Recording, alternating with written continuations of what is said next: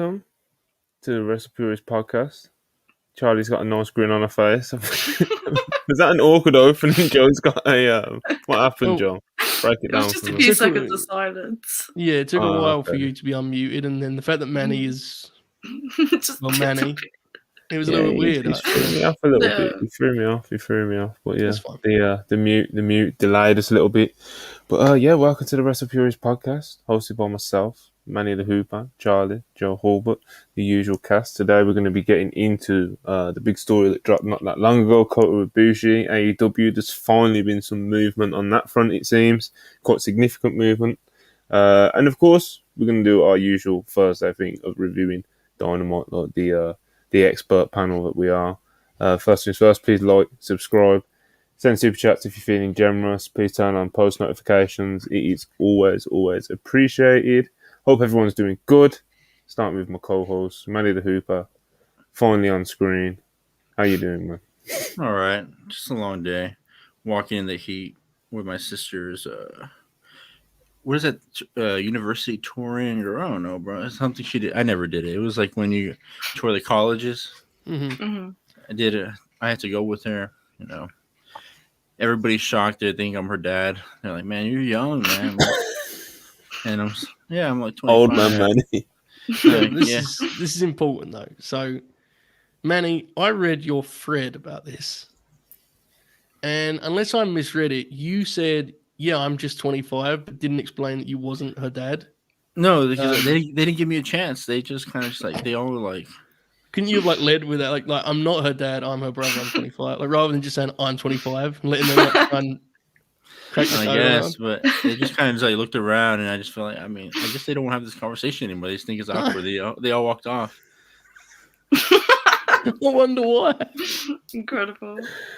It's always something with Manny. The people that he bumps into in San Antonio, you know, it's always something, bro. But you know, happy to see him here. Hulbert, how are you going to follow that? How are you doing today? You can't follow Manny the Hooper, brother. You just have to be happy to be on the screen with him always. But I'm good. I just returned from The Shining, which is a little known new film that's just come out with Jack Nicholson. I hope anyone's seen the trailers for it. And that was very fun. So fired up. Excited to talk about some professional wrestling as always. Good times, Monty. Good times, mate. Good stuff. And Charlie, how are you doing today? Yeah, I'm good. Not really done much today. Just had a chill one. I just want to say real quick, it was Anna's birthday today. So if you haven't wished Anna a happy birthday yet, go do that. Anna DeMarco on Twitter. Shout out to her. Yeah, man. Shout out Anna. Absolutely. Happy birthday to Anna DeMarco. Of course. But yeah, man, let's you know what? Let's dive straight into some super chats because we have got a few. Keep them coming. We appreciate it as always. Darren KG, $10. He says, in my opinion, the fifth men will be Kota Ibushi and Chris Jericho, but should be Kota Ibushi and Chris Hero, so we can get Golden Lovers, Kings of Wrestling at All Out. Also, Willow should win the Owen and then main event, Death Before Dishonor against Athena. What we're thinking? A lot there. I think the Athena Willow match is a fair assumption. I think Willow is going to win on Saturday. I have to say the yin and yang of Kota Ibushi and Chris Jericho is really there's a lot going on there. But I agree with both kind of predictions. The Chris Hero thing, I totally get it as a hope, but I don't know if any of us can expect that at this point. Unfortunately, we lost some weight. He did. He looks good. Manny's strong on this one. So we'll see it's either Hero or Evil Uno. I'm throwing it up there. Big two. Darren KG. Again, $5. Appreciate you. Also, everyone tune in at 12 Eastern tomorrow to watch Joe put on a 2005 Samoa Joe performance in the Usos video. I can confirm that and appreciate you very much, Darren. Yes. Yeah, man. 12 Eastern tomorrow. Check the YouTube. Showtime Spurs, $5. That Takeshita Ibushi stare down. He's going to hit like black tar heroin straight off the boat. Wow. I think it'll be pretty good too. It's an interesting way to put it, I'm sure. I think that means it will be good, So, interesting. I have to agree. Appreciate the super chat, though, bro. Pylons, $5. MJF is trying to be the next Flair or Triple H when he should be really embracing his goofy side and emulating Kurt Angle. That's actually quite interesting. Yeah. Because Kurt was probably the most traditional top guy who most consistently did like silliness. That's an interesting one for a kick around. I don't know. Fun. Yeah, definitely. And Jan Theodore, $2 Canadian, says WrestlePurists Fred to count anytime soon. We've got one. We're giving. It was always the plan to get on whatever it is, Instagram threads. We're gonna stay on Twitter, obviously, but we've got it. It's the at WrestlePurists, of course. Go follow us if you're on this new Threads app.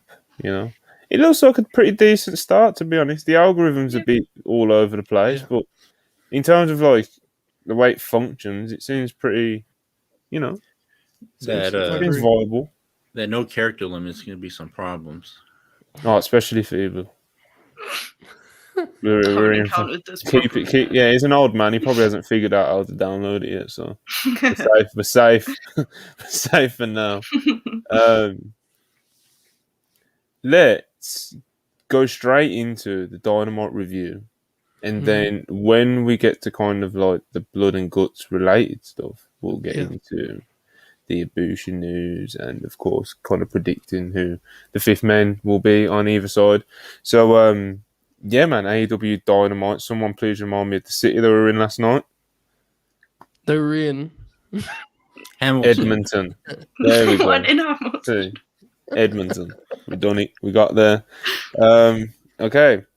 Colt Cabana was apparently backstage working as a producer. That was a little note that was reported after. Boom, boom, indeed. So, yeah, man, Colt Cabana was involved. Wasn't specified exactly what and where he was involved on the show, sort of thing, but he was working, you know. He's around backstage at Dynamite, so, yeah, little note there. And the show starts with Renee, Darby, and Keith Lee, like a promo sort of thing, and it's interesting. Darby kind of tells Keith Lee that he knows that he feels that, you know, he's kind of got lost in the shuffle lately and he should do something about it, even if that means going 2-on-1. And it's kind of like this, I don't know, you know, kind of like manipulating but also hyping him up inspo. I don't know what he was cooking, you know, but interesting. Joe, did you find this as interesting as I did? Oh yeah, this is a classic wrestling play when the promoter kind of feels a certain way and he uses a babyface to portray his feelings. And I think there was, a clear effort. Let's be very clear here what I'm saying. This was no burial because I think it's very clear in the match that followed. They were trying everything possible to make Keith look like a killer, and he did, which we'll get to. But, I think certainly putting on TV, like, you've been kind of motoring around a lot. You could, that kind of deal. Like, that's a familiar wrestling trope, which is fine. The real key is that in the match it was followed up on and he looked good. So, there you go. Yeah, and we'll dive into it. Orange Cassidy, Darby Allin versus Keith Lee, as well as Strickland. Of course, this was a blind eliminator tournament match. Hence, kind of the weird tag team of Keith Lee and Swerve together. Of course, that dynamic played out throughout the match. And, as Joe said, Keith Lee looked like a killer. There was a lot of big spots with him. This was good stuff, man. Swerve and Darby, whenever they got in there together, that was always good. Orange Cassidy, of course, good with everyone. Keith Lee, as we've already said, played his part very well. This was a good opener, man. This was a good opener. Charlie, what did you think of it? Yeah, I enjoyed this. I thought it was a lot of fun. Like, on paper, it just sounds like a good match anyways, and they definitely delivered. Keith Lee definitely looked really strong in this, which I think is, like, the main takeaway from it. Like, he definitely looks like he's getting back on track where he should be as a wrestler, and I'm happy for him. I'm glad to see that he's doing better again. But yeah, it was a lot of fun. Didn't really enjoy the fact that Swerve got pinned, but it is what it is. Someone has to take the pin at the end of the day. But yeah, it's a good time. Yeah, someone's got to go down, But yeah, man, Keith Lee, he's ditched the weird beard and the cape and fucking, if he got a bit weird for a moment, man. He got a bit weird for a moment. It seems like he's kind of, as Joe said, kind of an effort to like getting back on the right track. Of course, visually, I think he looks a lot better now than he did, the other day. But yeah, man, good stuff. Manny, did you like this opener? It was fun, It's great seeing Keith Lee back and not the Assassin's Creed Keith Lee. So, I mean, him walking up the stairs while Darby was underneath it was pretty crazy. I thought he was gonna like kill him. Mm-hmm. The match was just fun grabs. The Eliminator tournament is whatever to me. I mean, I feel like Tony has no idea what he's doing with it. Just who's ever backstage, he's just booking them in a match. And it's unfortunate. Swerve losing sucks, but I mean, what are you gonna do about it? Hopefully, he doesn't lose to Nick Wayne next week. So, cheers. Yes. Joe, what are you gonna do about it? Decent opener. What do you think? I love this. I always was tremendous TV.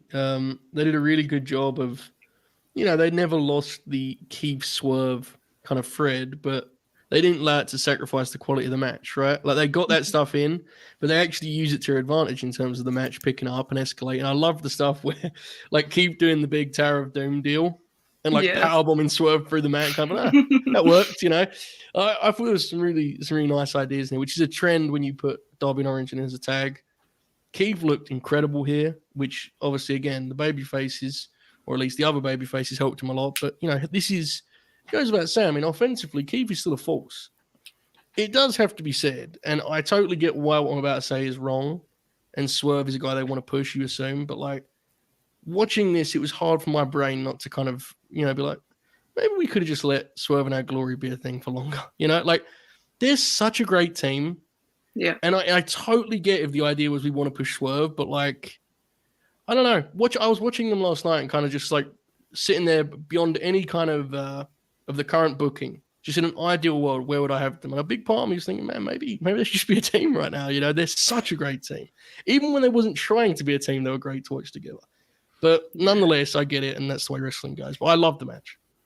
Yeah, it was good stuff, man. Clearly, pretty much everyone unanimously loved that kind of tag title run that went on. Yeah. They definitely have chemistry and proved it again last night. So, good stuff, man. Good stuff. Of course, this was then followed by a kind of a Darby Allin video package talking about Nick Wayne, Buddy Wayne, and kind of just telling the story, really, of Nick Wayne, where he comes from, about his father, how Darby is like, how he knows him, and how long he's known Nick and his father, etc., etc. It was good stuff, It kind of helps hype up and, again, tells the story of who Nick Wayne is with his, imminent debut next week. As Manny mentioned, he's wrestling Swerve next week. So, of course, they are throwing him into the deep end because I'm sure people are going to expect big things. And, everyone's been hearing about him for a couple of years now, So, finally, he will be wrestling on AEW Dynamite. So, I thought this was nicely put together.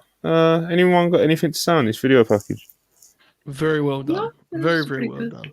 Yeah, and smart placement. I think we all agree, and it's not news. It's kind of been suggested the whole time that Swerve was going to be his first match, right? And I think anyone who's seen those two guys wrestle can agree that's the right choice. Yeah.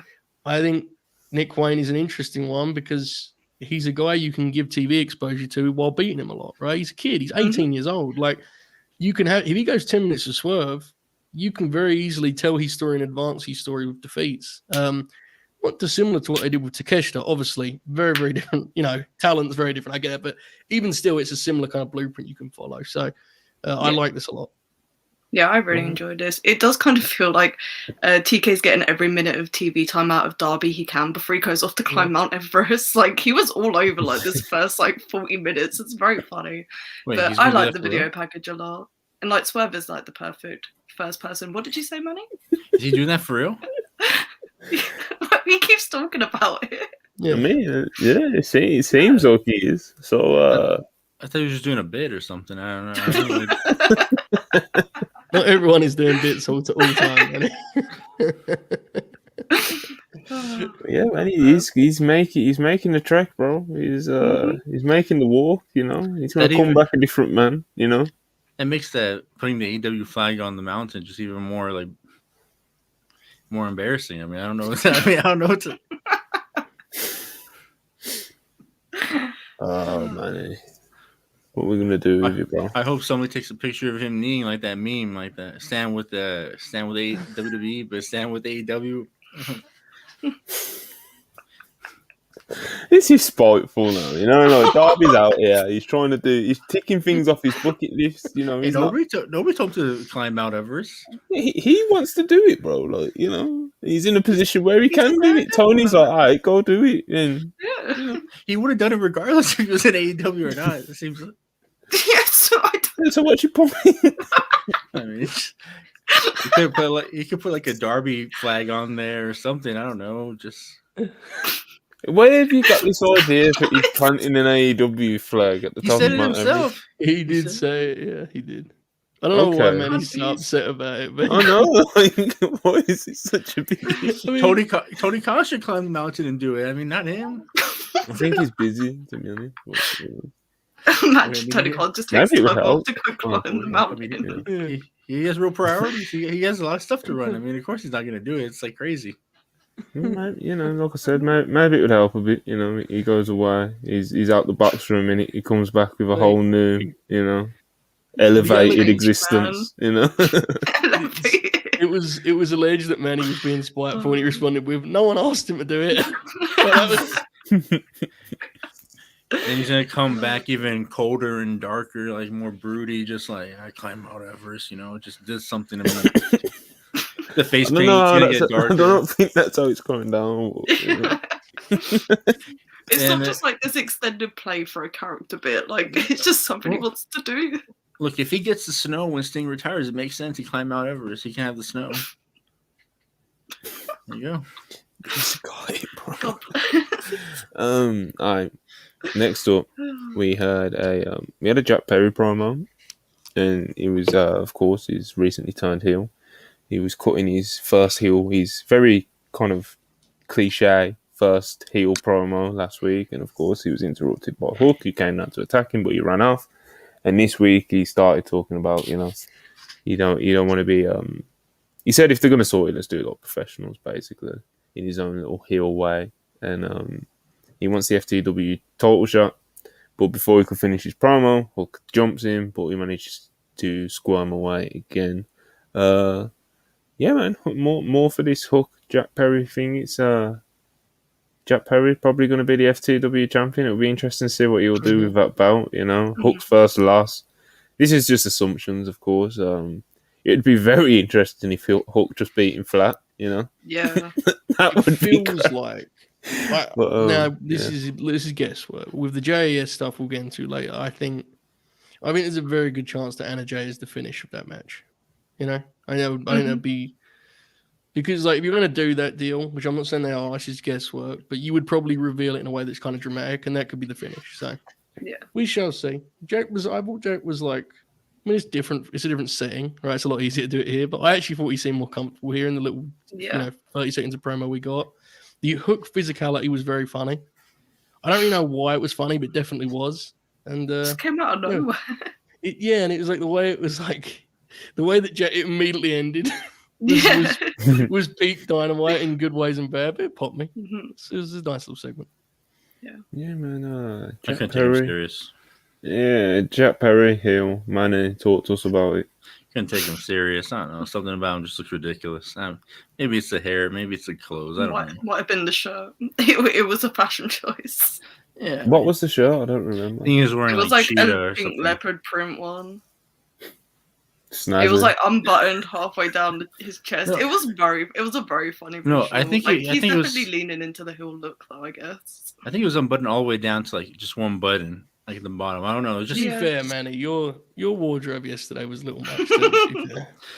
That's how I watch Dynamite. I don't know what I want to watch you relaxed. I mean, firstly, I've watched. I mean, look at this. Rex. Look at this. Bro's dressed looks like a wrestler. He looks like he's about to work at the garden. Look at him. Oh man. I mean, it was hard because I was watching it on my monitor. But then I kept getting distracted by the basketball game that was on my TV. So then I decided to switch them since I was looking up anyways. So I just... I don't know, man. Just, fucking Jungle Boy do something, man. I don't know. Do something... What do you want for? Have you pull that picture up again, Joe? It's such a funny photo. It looks like he should be in the hit squad or something. Monster Mac and Manny running around in Ring of Honor in O2, you know. As soon as I saw the way he was dressed, I was trying to get a screenshot, and it doesn't matter when you do the screenshot, Manny, it will be a funny picture. Like, there's no bad takes, you know. That's just the best one. He's special, you know. He is the nicest. But yeah, Charlie, I know this Jack Perry heel thing, it's a bit of a hard sell, you know. But how are you feeling? How are you feeling 2-3 weeks in now? I liked this segment a lot more than I did the one last week. I think he definitely works better in these sort of pre-tapes than that.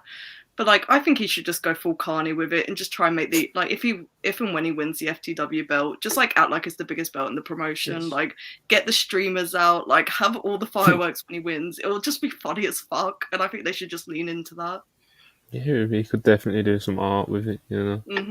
It'd definitely be. It's going to be hopefully his ball to run with, you know, as a heel. See if and how he'll develop in that position.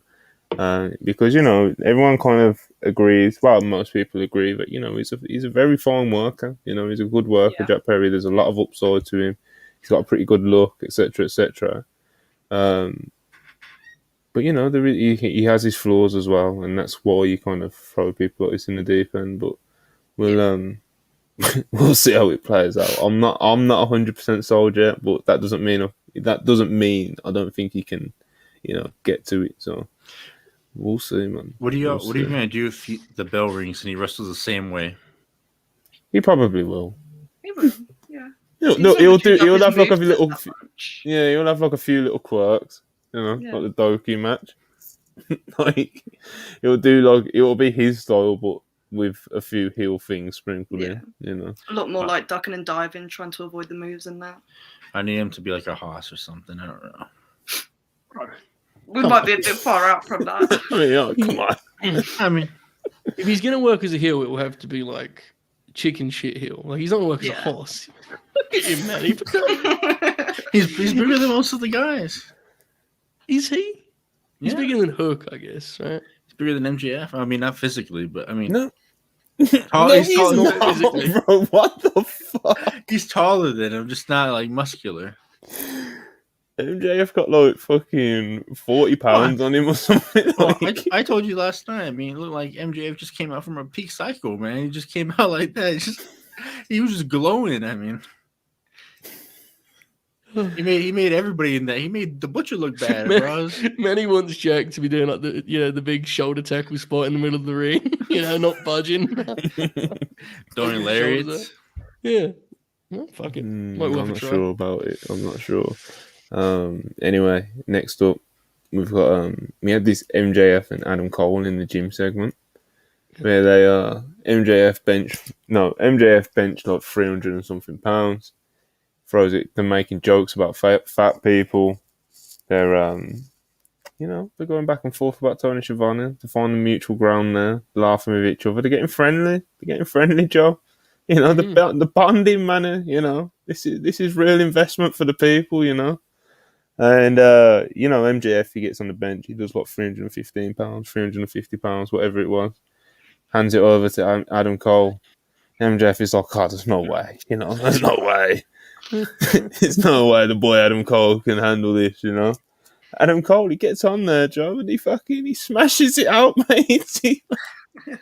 You know, he's doing it with ease, you know. Everyone's mind's blown, mine included, you know. This was absolutely 100% legit. True. There was no Hollywood magic, as AO was suggesting on the watch along yesterday. This was legitimate. Adam Cole is a freak of nature. He breaks the laws of physics. It's what he does, you know. Well, all jokes aside, this was quite, you know, it was a fun segment. You know, it's not going to win segment of the year or anything like that, but you know, it was fun. It was fun. It didn't offend me in any way. Manny. What did you think of this? That was funny. I need to see the con cut to see who was holding the plates because they weren't doing it with him. It was all even because like when he was doing it, he was like sideways. Yeah. I mean, it was a funny bit. You know, these guys are growing on me, and I'm pretty sure we're gonna see some good entertainment out of this. I was gonna say cinema, but I said no, it's overplayed. Is that why your eyes just went all over the place, you know? Trying to find the right word. Charlie, are they growing on you? Yeah, they've got really good chemistry on screen, and it just pops me a lot. Like, I like wrestling that can make me laugh because it's meant to make me laugh. So I was like really into a lot of the stuff they were doing last night. Like Adam Cole and MJF, like it was like a pairing that I wasn't really sure about, but they've proved me wrong. Like it's just been a good time watching it so far. But yeah man, it was funny. Like they did like the fucking plates were uneven with Cole lifting it, and it was a pre-tape, and they didn't reshoot it. So I'm not sure whether it was meant to be like that or they were just like, yeah, fuck it, whatever. Well, they might just not notice. They do that a lot. No, man, you're very spiteful tonight. The quality control, and, you know. Yeah, man, that's what I do. That's my job. It is. It's what we pay you for, you know. Joe, what do you think of this one, mate? Yeah, I really enjoy this dynamic. I mean, obviously, we'll get into it more when they have their match, but Max is really good at this, like, you know, like playing off others. I mean, we talked about it with Sammy, and I was kind of bullish on that dynamic. I think this is an improvement even on that. He's good in this stuff, and to his credit, Cole is a natural being the kind of cool guy by contrast, right? Which is with how hard Max is going, it isn't hard to do that, but he does it well, and he feels confident and like a cool baby face. So they have a nice dynamic. They have such a good dynamic that you kind of hope it goes on for a little bit before we get back to the match. It's actually like genuinely fun to watch, especially with the stuff we'll get to later. So yeah, thumbs up on this for sure. Speaking of fun to watch, the Acclaimed and Daddy Ash versus the Blade and Bollywood Boys. Very interesting choice when this was announced not too long before the show. I'm not sure who kind of asked for this, to be honest. And I think this is kind of one of Tony's tropes in the sense of like everyone knows that Tony wants the Acclaimed on TV, like pretty much every week, you know. And fair enough, bro. Look, it's a act that he put a lot of an investment in, that he put together. So there's a lot of pride into it, and they got over, bro. They got over in a big way, and of course they won the tag titles. Everyone enjoyed that reign, and they remain over, and they're a good part of the TV. So I understand why Tony would want them on TV all the time, and it's not their problem. But it's like if you're gonna have them on TV all the time, and they're going to be a consistent character on your TV show, they need to be doing something more. Just something more that you can invest in, and more, you know, just something better, bro. To put it very bluntly, than you know, because when you're feuding with QTV, like that's like what they're doing at the moment, and then because the level underneath that is when you get the matches like the Blade and the Bollywood Boys on TV to kind of pad your way to get into the QTV match. So like having an act like the Acclaim building to a QTV match or whatever it is that they're doing, you know, it's not good, bro. You know, there's better things they could be doing. You know, I'm sure they have fun out there every week. You know, and I'm not complaining about the Acclaim being on TV every week, but if they are going to be that consistent of a character, they need to have something a bit more substantial, I think. Or I'm all going crazy. Joe, you're usually pretty good. I don't think so. I think it's a case of it's clearly a feud that feels like a Rampage feud. Make of that what you will. Mm-hmm. And the issue with that is I don't think any of us have a beef with, like, you know, what you don't want to have the Acclaimed, you know, stuck on that show, right? Like the Acclaimed are a big act and people love them. They should be on the A show. So I have no problem with them, but I just think to your point, if they're going to be, their program needs to be more interesting than this QTV business. You get the sense, certainly, they have some kind of belief internally that this QT Johnny TV team is going to be worthwhile. And maybe it will be. Like, I scoff at it, but like, you know, QT's a good wrestler and Johnny is, you know, he's Johnny, and we'll see how they go, I guess. I mean, I personally would rather it not be on Dynamite, but I totally get why they want the Acclaimed on the A show. It's just this matter of, as you said, like, I'd rather they be doing something that feels more befitting this show than the QTV feud. But maybe they'll convince me with the feud. I mean, thus far they've done a handful of things and it's been mixed results. Some stuff's been good, some stuff's been much less good. So we'll see what happens next. Well, we'll see what happens because after the match, Harley Cameron, she got on the Titantron and she said she's going to show us all real talent next week, or whatever it is. It says something to that effect, anyway. So, Manny, do you think we're going to be seeing real talent next week? No, but wasn't the Acclaim feuding with House of Black? Not anymore. I think feuding's too strong for it, right? Like it was kind of. What happened with that? Like they kind of made a thing of like, because they just had that random match on Double or Nothing, and then they did their whole thing of, we want to get Billy Gunn like one last title reign. So it kind of felt like they were going to go for the belts again, and then House of Black became a collision act, and it kind of like fell off. And I'm now very confused what they're even doing with the Acclaim. The funnier House of Black feud that fell through was when Daniel Garcia beat Brody King because Chris Jericho interfered, and they just never got revenge on Chris Jericho. They just moved it into Anna versus Julia exclusively. So they're House of Black are a fascinating act to look at their usage. They've been together in AEW for like quite a long time. I know they missed a little bit of time, but not a ton. Like it's strange. Yeah, I don't know. I'm gonna take y'all's word that match happened. I don't remember it, but I mean this feud. It happened. Was it that long ago, bro? Yeah. It was only because end of May. They advertised it as an open challenge. Remember, Manny? Yeah. I don't remember, but I mean, look, man, they claim rule. I don't know what they should be doing this, but at the same time, I don't know what they would be doing anyway. So let's just keep it their rampage. Don't expose it to the masses. There's a very obvious lack for like a top babyface tag team on Dynamite right now because FTR are pretty much exclusive to Collision at the moment because of the story they've got going on. It'd be very easy just to build the Acclaimed up to take that slot, but I don't know. I don't know what TK is cooking with the tag division. I went on a very long rant in my circles on Twitter earlier. I won't get into it again here.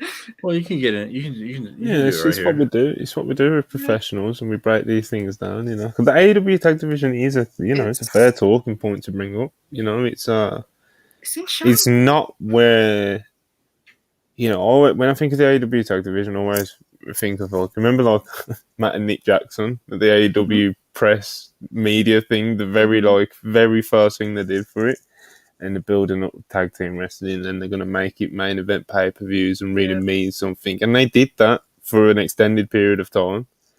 And it's like you look at it now, and you're like, Jesus Christ, like Charlie said, there is a serious lack of a clear-cut top babyface tag team that's going to be, kind of carrying the division on their back on Dynamite. Obviously FTR on Collision, the first 3 weeks of their presentation has been really good, and of course they're going to be defending the titles this weekend. But even if the titles are on another show, that doesn't mean it should fall into QTV versus the Acclaim. It feels like all the tag titles are just on Collision, and look, I mean, and it feels like FTR are their own little world because them versus Jay White and Juice Robinson is a pretty big match to me, and it just seems weird that it's just happening. It feels like it's happening in a different promotion altogether. So, yeah, I get what you mean. It's just like last year they had a big focus on like newer tag teams like coming up in the division with like the Acclaimed, Swerve and Our Glory, like Jurassic Express, and there was another one. It's left my brain, but there was another one that split up. I can't remember. Team Taz. Yeah, those were the other ones. And then 3 of those tag teams split up in a 6-month period. Like the Lucha Bros have been off doing stuff with like they're the Ring of Honor champions, but they're barely used. Yeah, it is. It's a tower defense. I don't care what you guys say. And like it's left a definite like opening in the tag division, and TK's just not done anything to fill it. Like, it really frustrates me because I love tag team wrestling. That's no secret around here, and there's just a lot more they could be doing with it in AEW. Well, if you look at Top Flight, they're out of commission right now, and then the Lucha Bros, they're out. top Lucha Bros, they don't even tag anymore. They don't even tag, I think, in Ring of Honor. I think they're just which is crazy because they're the champs. Yeah, they Phoenix just is a single wrestler in Ring of Honor. Penta, who knows what Penta does? Penta does Penta things, and fair. And look, man, this is what I'm saying. Bring up the Kingdom. The Kingdom's waiting for their call. Kingdom, honestly, they've been doing great stuff. Yeah, and I think it's just a disservice that they're in Ring of Honor right now. Doing what they're doing. It's tough. Like, this has been frustrating me for a while because it feels like for a long time people kind of just buried their head in the sand on this. Not you, Charlie, because I know we've talked about it a million times over, but it's like, for how long did people still pretend AEW is like the best tag division? And it's like, this has been now like a year. Now, Swerve and Our Glory versus the Acclaimed as a feud kind of got them through a period of time there. They had 3 matches that were hot.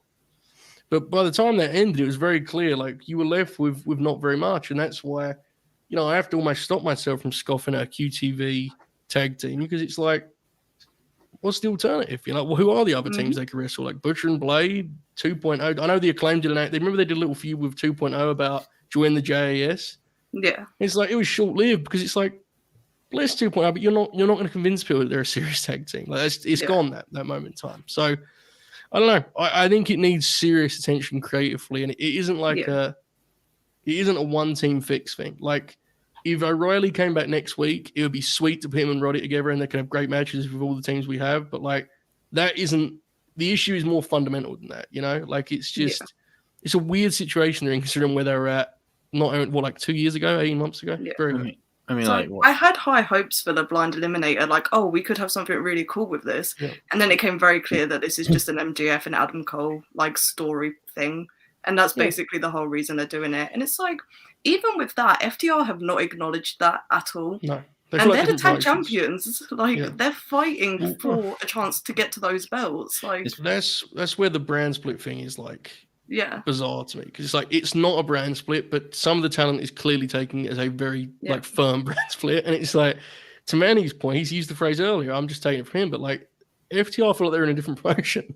It's like, they're feuding with like top guys, just in like, they're feuding with Samoa Joe and all these guys. Like, it just, I don't know, it just feels like, why would they be bothered by like the Best Friends or Brian Cage and Big Bill as a tag team? The thing is, though, I mean, if you look at the teams that are in this tournament, like, if you say, I'm not sure they will win it, but if you just say MJF and Adam Cole are the favorites to win this tag tournament, it's like, it should be very clear that they're going to do an FTR. You know what I'm saying? Like, FTR should be talking about it in a promo or whatever. And I think that match was like a 30-second pre-tape. I'm not asking for a lot. Just acknowledge it's happening. Yeah. Like, I think that could be an issue with the kind of connective tissue between both shows. What are you going to say, Manny?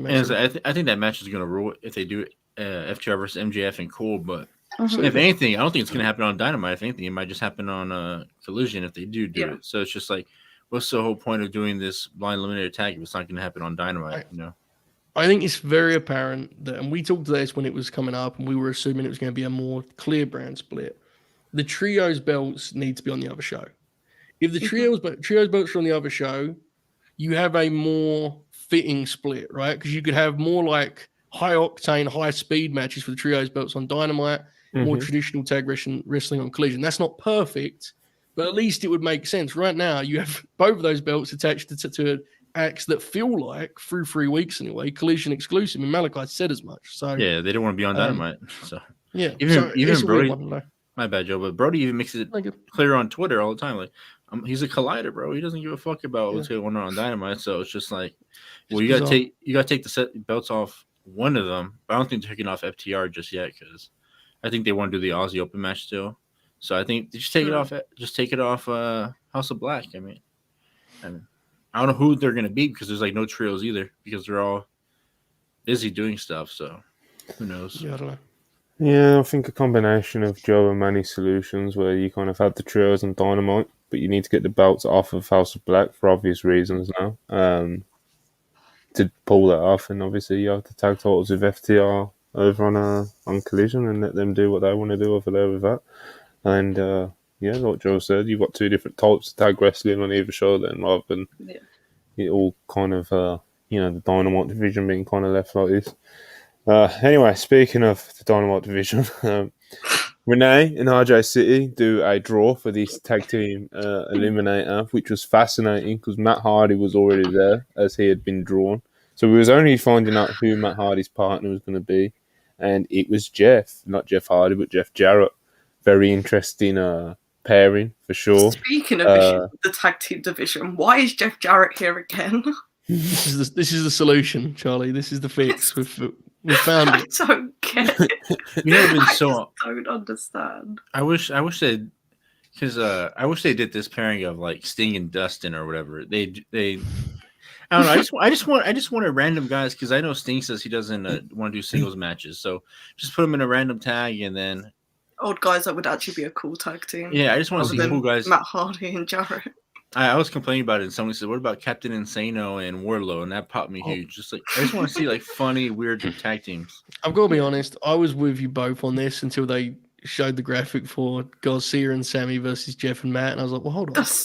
Danny Garcia and Jeff Jarrett locking them up in 22. I said, "Well, I'm gonna have to tune into Rampage just see what's happening over there on Friday." Well, they didn't tell us this at the time either. They did not. That was the crazy thing, you know. You would have to be a major optimist and a big Hardy fan or Jarrett fan for Matt to be like, yes, here we go. You know, that was it was tough to have that reaction at this segment. But I think Alexia's like one of the only people that celebrated because she's a big Jeff Jarrett fan. I'm for it. I mean, he's literally behind me, so I can't really talk shit. Go on, man. I did pop for the Big Bill and Brian Cage tag because I think that's what I've been hoping for. I have a feeling. I popped for that one. I don't think that's just a one-off for the tournament. I think they're trying something with that because I don't think they want Lee to be in that team like long term. But it's felt like for years the solution for Brian Cage to be like a guy on the roster is to put him in a team, right? And like, you know, I think there's something to that. I think that one they may try and get that one to stick. So we'll see. There'll be a problem, you know. Two big cunts, you know. Oh my goodness, yeah. I'm not sure that's what Shivani's going to say. But yeah. Imagine dressing Brian Cage as like a cowboy and all that. Like, hold on. What? Why? And like, Big Bill. He's not doing Hangman. I just want a cowboy tag team like All Japan when it was Dr. Dempsey Williams and Ted DiBiase. You know, just cowboys beating up people or like Stan Hansen. We'll see what happens, mate. All right, so next up we had it was kind of a recap and a nod to Eddie Kingston winning I nearly said never open weight. It was the New Japan Strong Open Weight Championship over the weekend. So was it over the weekend? No, it wasn't over the weekend. Yesterday. It was it was literally yesterday morning. Yeah, yesterday morning. So yeah, nice that they did a little nod to this, and this was of course followed by a Jon Moxley promo, which I love. I love this promo by Moxley. Moxley, of course, it's nothing new for us to be big fans of a Moxley promo here, but he really drove the point home. Of course, talking about Eddie Kingston and how why can't he just leave stuff in the past, and how he hasn't grew as a person. And he still gets mad over like little shit and just stuff like that, and trying to get in his head. And he made some points. And he finishes the promo with telling Eddie to pick up the phone. Joe, what do you think of this one, mate?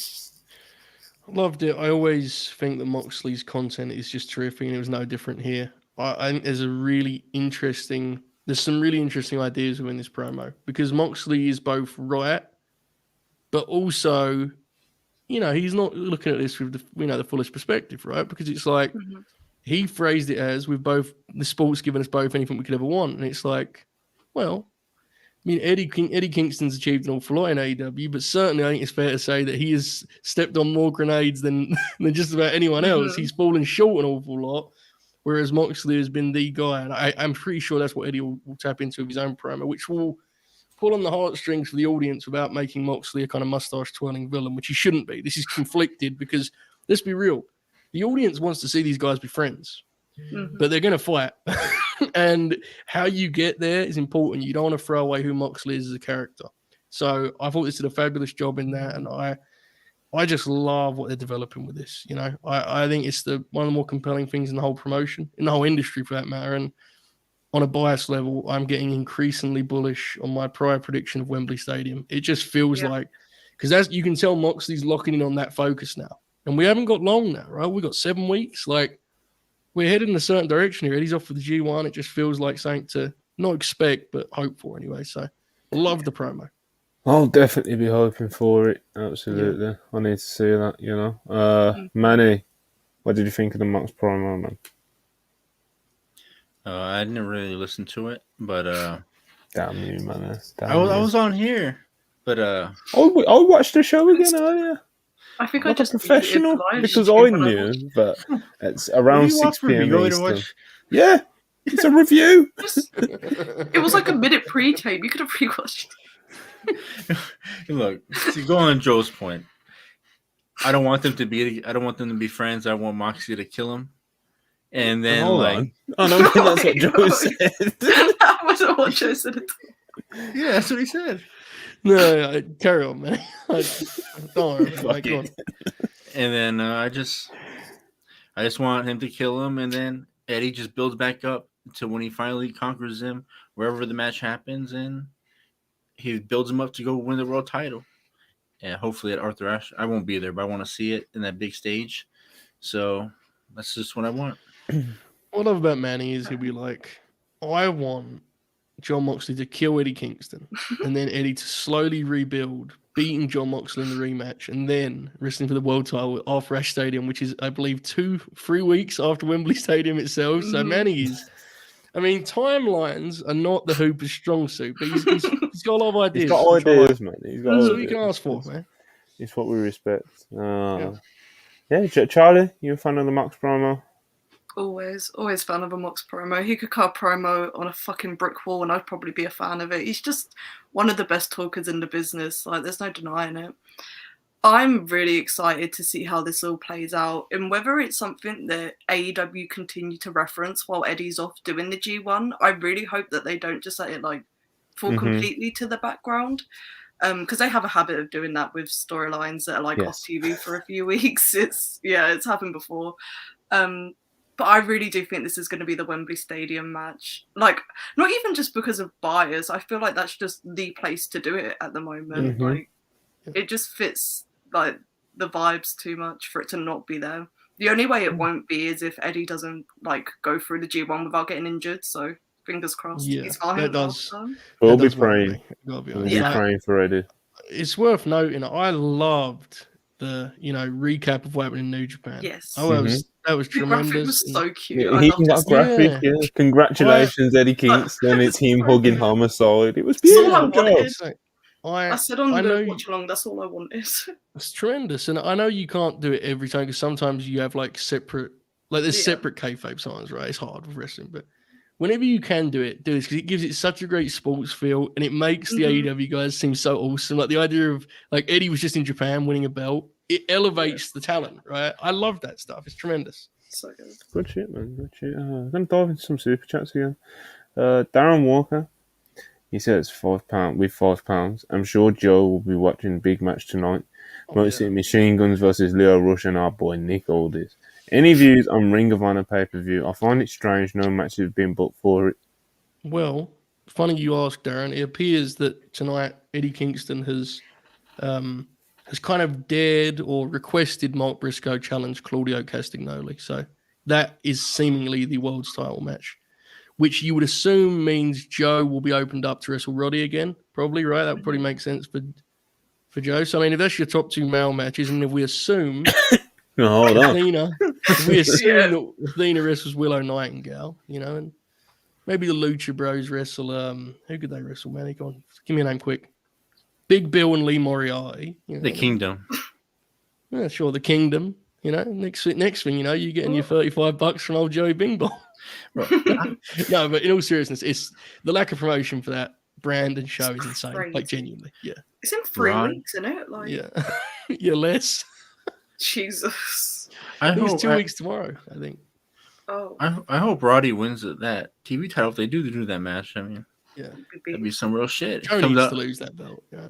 He comes out of Collision, with the TV title. You know what would actually be a cool angle would be if you doing Joe and Roddy and Punk was the finish. Could you imagine how crazy that crowd would go? This like little Ring of Honor crowd, the sickos who gambled on this show getting a Punk pop. That'd be a pretty cool deal. Yeah, it'd be good for them, wouldn't it? Pylons, $5. He says they say I think the acclaim needs a bit of a shift. Let Bowens win the TNT title and go on a run with it because he has enormous potential. Bowens is great, man. I don't know about all that though. You know, they do need a shift, but I don't know about like shifting them in that direction where where Bowens goes on and that's like a single push. I don't know about that. I just want them to have a good tag for you. Yeah. So that's the shift I'm looking for.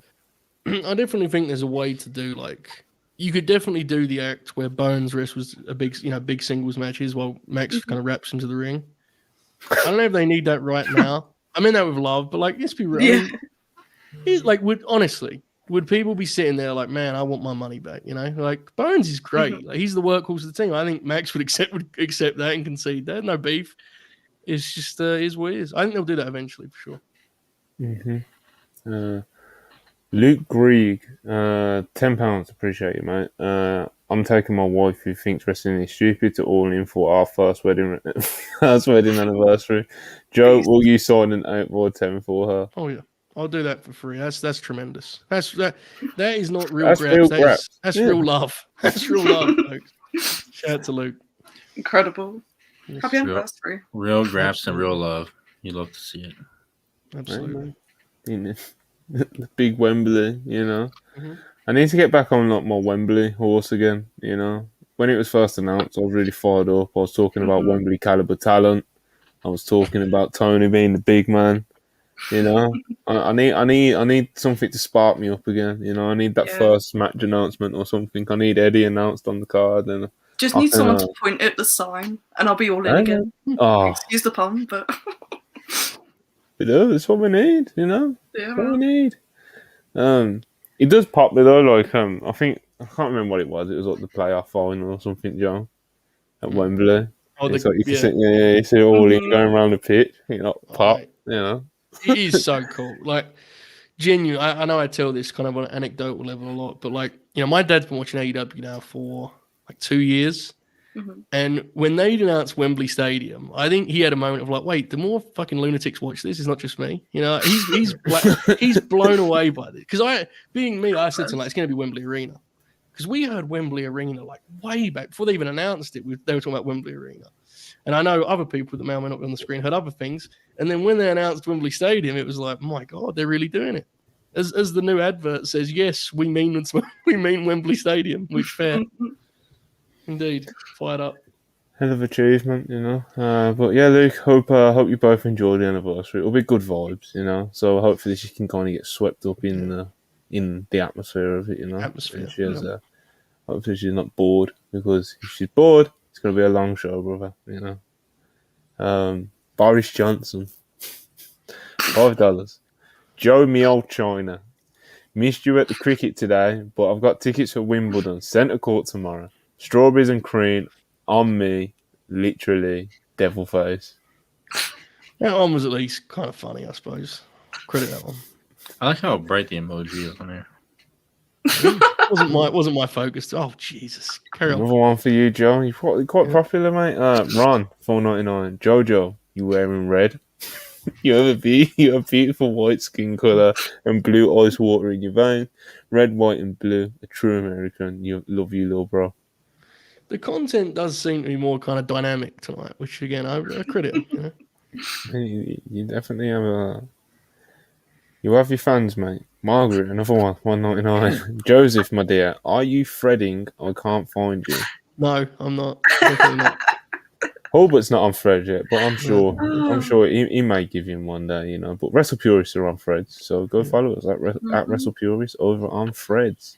Yeah, man, I think that's all the super chats for now. Where was we on Dynamite? Mox promo. Following this, we got a Wheeler Yuta promo. This obviously hoping up the main event, but he's going to have his match with Kenny Omega later on. it's a nice effort from Yuta, man. Hyping himself up. He's got a bit of bark to him, doesn't he, Joe? He does. It works because I think you're absolutely supposed to watch it and be like, look at this little prick, That's why it worked. He does come across that way with love, But so I think the way he's presented now suits his promos and it's the best way you can present him at this point in his career. So it's working, and he can back up his words just enough to be credible. But you also know when it comes to it, he's going to need a lot of help to get the job done, and that's good heat. So it's good stuff. Yeah, good stuff. Charlie, you're a fan of the Wheeler Yuta promo these days. I am. I enjoyed this one. I do like that. He's fully just leaned into this little shit character now, and he's just running around being all bark and then hiding behind the Blackpool Combat Club at times. It's just all very funny to me. It pops me a lot, and it works with the group dynamic. I'm super into it. It's good stuff, Manny. Do you buy into Wheeler Yuta? I think he's the real deal, man. I like this new character shift that he's doing. Right. He's like I said, he's got a decent bit of bark to him, Not bad. All right. That's that then. Wheeler Yuta. Shout out to him. Chris Jericho live promo. Interesting stuff going on here. So Jericho comes to the ring. Full entrance, of course, people singing along as they do, etc., etc. He's got the other mirrored jacket, whatever it is that he has. He's always with the interesting style choices, Mm-hmm. But yeah, man, Jericho goes out there, and he has a moment out there, He said that he's had a lot of big losses lately. Maybe it's time to reevaluate some things and where he's at. And this is the place to do it because this is where he had his first match, and he puts over Canada quite a lot. And then he's interrupted by Don Callis. Don Callis gets fucking crazy heat as he has been doing lately. He kind of bowls down to the ring like a piece of shit that he is, And he kind of tries to get into Jericho's head. Basically, he said a few years ago he made the call to Jericho, said to him, "Let's do Omega versus Jericho in Japan," and it changed the game, and that's the reason why everyone's here now. Let's change the game again. Asked him to join the Don Callis family. And Jericho basically just says maybe and walks off, and definitely a cliffhanger. Interesting development. Don Callis is recruiting like we thought he would. I'm not sure if I was expecting Chris Jericho to be on his targets, but definitely an interesting one. What do you think, Charlie? I mean, it's definitely interesting. I don't know how I feel about it yet. As long as Jericho's not in Blood and Guts, I think I'm okay with all of this. But if he's in Blood and Guts, I hate it. That's kind of where I'm at right now. Jericho's been in the... they've done 2 so far, and he's been in both of them, hasn't he? So, he might be in this going one for the hat trick. He might have to be in this one. You see what happened to Yuta after the show? Yeah. So he might have to be in it. Yeah. I mean... I have feelings about it. That was true pain there. That's sorrow, that was genuine. There was no performativeness about it. It's just real genuine pain on our Charlie right there. Well, at least if he's in this one, he won't be like the focal point of it. So it's Jericho. He'll find a way. He'll find a way. He's gonna stand out like a sore thumb. He's not been involved in a feud at all. That's the main issue. The only involvement he ever had was in that brawl that happened in March that kicked it all off. And that was after the Triple Trios match. So don't let him get his hands on the idea of being next to the Blackpool Combat Club. Honestly, it's gonna come out in. Can you imagine UFC gloves? Wear bedazzled jackets. If you want to deep dive this Jericho thing, he bled with Moxley. I don't care. There's so many people that have bled with Moxley. It's Mox. He bled with Danielson, and then he's a bit of rivalries with Kenny, Hangman. Cody's not in there anymore. He's not. No. He feuded with the Bucks.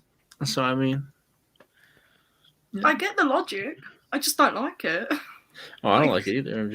But why are you? I'm just trying to, put things together. I'm just trying to connect You're doing the little stuff. Yeah, but then one thing about this whole segment I got out of here was fucking Cass, bro. His jeweler makes a lot of money off him, bro. You see how you went on and on about it. I went on and off yesterday on the stream. But yeah, man, he's freaking iced out to the gills, bro. I don't know what he's doing. Hey, man, he had his shit pattern. So, shout out Caddy's getting a lot of heat.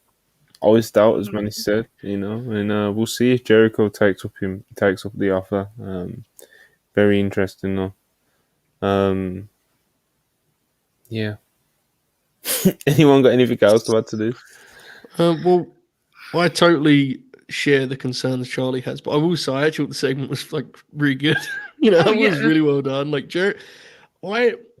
Divorcing this of all context and where we're at this point in the program, I think Jericho's actual correct role is babyface legend who comes in and out and he's like an attraction. I think that's where he should probably be at this point. I do not need Chris to be a constant on the show at this point in his career. I think he'd be best as a babyface legend. So I actually liked his presentation in a vacuum. And I thought his promo was good. The issue is what Charlie said about blood and guts is terrifying. Secondly, this was a big time kind of, change of character for Chris. We'll get to the segment with Danny and Sammy later, but he's literally been doing an angle with Sammy where he he refused to let go of Sammy. That was the whole deal. We've been watching this on the TV show. We reviewed it. It's this week he's you guys need to go and fly away. He's their dad now. It was so bizarre. Yeah, and it's again, I like the direction, so I haven't even got an issue with it. It's just, maybe there was a way to soften it, get ready for this, rather than it just being now I am this character. That's unfortunate, I think, but that's wrestling, I suppose, in a lot of ways. So, and you get what you get, I suppose. Exactly. Sting beat the helicopter parent out of Jericho, so now he's just letting him go. You know what? That's if Tony Schiavone had just said, folks, you may be, it's confused by Jericho's actions, but last week he dressed up as the Painmaker and got beat by a 64-year-old Sting. You'd be acting out of character too. I'd say, what? Fair enough. Makes sense to me. Hey, man. Yeah. So much to it. The idea of Chris walking through the curtain, looking in the mirror and being like, what have I become? Direct quote from Judah. I knew where I was going. It took so much to even get those words out. Oh, and then instead of just switch out the lyrics from Judas and put the Painmaker in my mind or whatever, just keep going along with it. Just everyone's around him in Gorilla and he's just looking at his face paint this is it, man. This is it. The face paint just drizzled all over his face and all that, just beat up and worn out from all the wars. Yeah. Oh man. Poor Jericho. He's gonna figure it out. Next up we had some Collision video packages for the Owen Hart tournament. So we got the Samoa Joe CM Punk one. Of course, that's this Saturday. And it's basically kind of plays into the story that has always been the story of Samoa Joe and CM Punk. And CM Punk just can't get it done against Samoa Joe. Can't do it. But he vows that this week he's gonna get it done for the first time. Joe's obviously he don't believe it, Joe says Punk's never been better than Samoa Joe. And their head-to-head record proves it. And of course we have the Powerhouse Hobbs and Ricky Starks one, which was it was a lot more brief, it felt. Definitely, yeah. And man, it was I felt like they could have touched on a bit more. Obviously with Hobbs and Starks they have history, which is, we don't have to get into all of it, but pretty for sure. Substantial history with each other, so it's not like you have to be super into the show too. But I would say, Monty, there was a lot of video packages on this show. Folks, I've made it clear I am one of those sickos who can appreciate a good video package, but it felt like there was a lot of them on this show, didn't it? It was a 10-minute stretch. It was just video package. I liked this episode of Dynamite, but I did think that affected the pacing. So while I completely agree, I can understand if someone made the choice of let's just trim this one some, because Joe and Punk is obviously the priority in that sense, right? You have a big time story to tell there, and that's not fair to Ricky and Hobbs, but it's just it is what it is, unfortunately. But the Giant Punk one was great. A lot of the video packages themselves were great. It was more there was just an awful lot of them. What were you going to say, Manny? I said it yesterday on the stream that maybe Tony forgot that he didn't book enough matches, so he had to hurry up and get all the video packages on there and put them on the stream because it was way too much for my liking. Yeah. Yeah, there was a lot of them. One could argue if you're going to do them, do no, I agree. Yeah, I agree. I think I've kind of got like a little issue with. I'm not sure if the way the timings have set up and when they're having the final, obviously how it all lines up with that. If this would even be possible, but I just feel like I don't think they should be burning this Hobbs Starks match this Saturday because you've already got Samoa Joe versus Punk on the show. Yeah. And you got the FTR match, right? And of course. And then, of course, like I was just mentioning, like the Hobbs and Starks thing, like there's definitely something you can do there where you can touch on their history together and make it feel more. Like, of course, it's already a Owen Hart tournament, so there is stakes to it, but to make it have more investment, and, just kind of, again, just touch on the history because there's a lot of it there. So, even if it was just like a live promo from Starks this weekend in the ring or anything, like touch on it. But like I said, I don't even know if that's actually possible with the way that they've got it all timed out because it's all timed out perfectly to finish whatever show it is in Canada because they want to do it all in Canada. So, right. But yeah, that's kind of, I thought the Punk Joe package ruled though. That was terrific. Yeah, absolutely. All I'm gonna say on that is, look, man. Make sure you're there to watch it live because if you're not, you're going to miss out on something special. It's a real collider, getting you plug in. Many people weren't there to watch it in Ring of Honor, and that's what I'm saying. Like people are laughing at the ticket sales, but I just see that as a missed opportunity. A lot of poor souls are going to miss out on a great rivalry, They're bringing the feeling back. Yeah, they're bringing the feeling back. Yeah. Joe's going to... I think Joe might get it done again, man. It feels like he should, really. He's just a mountain that, he's just a mountain that Phil can't climb, At the very least, Punk should have to take, like, an obvious shortcut if he's going to win. They should be very clear. The announcer should be pushing if Punk does win. Like, he had to do something that basically suggested he couldn't get the job done without it. But we'll see. They have my attention with the finish, which is good stuff. Joe is Punk's Everest, so, I hope he climbs it one day. Joe was so good here. He was so good here. Like, his promo was terrific. He was. He always is. Nothing new. He's tremendous. Totally tremendous. Pylon's $5 says Jericho being teased for blood and guts is a ruse. Callis will desperately try to recruit anyone for the Blackpool Combat Club side, but fail and end up in the match himself. That would definitely be a turn, mate. That'd be fucking comedy. Not sure about all that, Showtime Spurs $5. I think they changed plans with Jericho after hearing the crowd react to Sammy's hints of turning face. I mean, fair. Yeah. Fair. Who knows, man? Who knows? We'll see where this all plays out though, with the Jericho Callis stuff and what this means for the JAS. Anyway, after the video packages, we got Adam Cole and MJF tagging together in this blind eliminator tag, and they are facing the very prestigious world-class team of Matt Menard and the Butcher. Luckily, just by the skin of the teeth, Adam Cole and MJF get it done. Very hard-fought match. Now, all jokes aside, this was, the interplay between Adam Cole and MJF. It was always good stuff, like MJF getting him to cheat, Adam Cole, the hot tag, and it was. Yeah. It was a lot of fun, man. It was a lot of fun. Very interesting choice of opponents. I know it's a blind eliminator, but let's not take the piss, I don't know, man. Look, Tony, please. You don't have to, be hyping this up all week, man. Just fucking announce it. If he's the guy just announcing it last week, just... I don't know. Daddy Magic and the Butcher is pretty inspired. I'm not saying they're good, but, like, that's got big blind eliminator energy, my thing is, I would just announce it last week instead of being in suspense. No, I get that. Yeah, he probably should have figured out the bracket before he started announcing. Yeah. This definitely felt like he showed up to catering, looked around, and said, "Oh shit, who's gonna wrestle? Matt Menard and Butcher, you're up." There was a fascinating moment in this match where the crowd just started chanting "Why so red" at the Butcher, which was like a moment in time. I mean, it is what it is. You know, I like this. Max was tremendous here when he was, as you said, he was trying to get Cole to cheat. He was even funnier in the entrance, circling Cole. I mean, there was a lot to like here. And, you know, the Butcher and Menard, what I totally get from a sort of bell-to-bell, they were definitely, it was a fun one-off to have these two kind of ridiculous cartoon character villains pair up. To me, anyway. So I like this a lot. Yeah, I think MJF was awesome.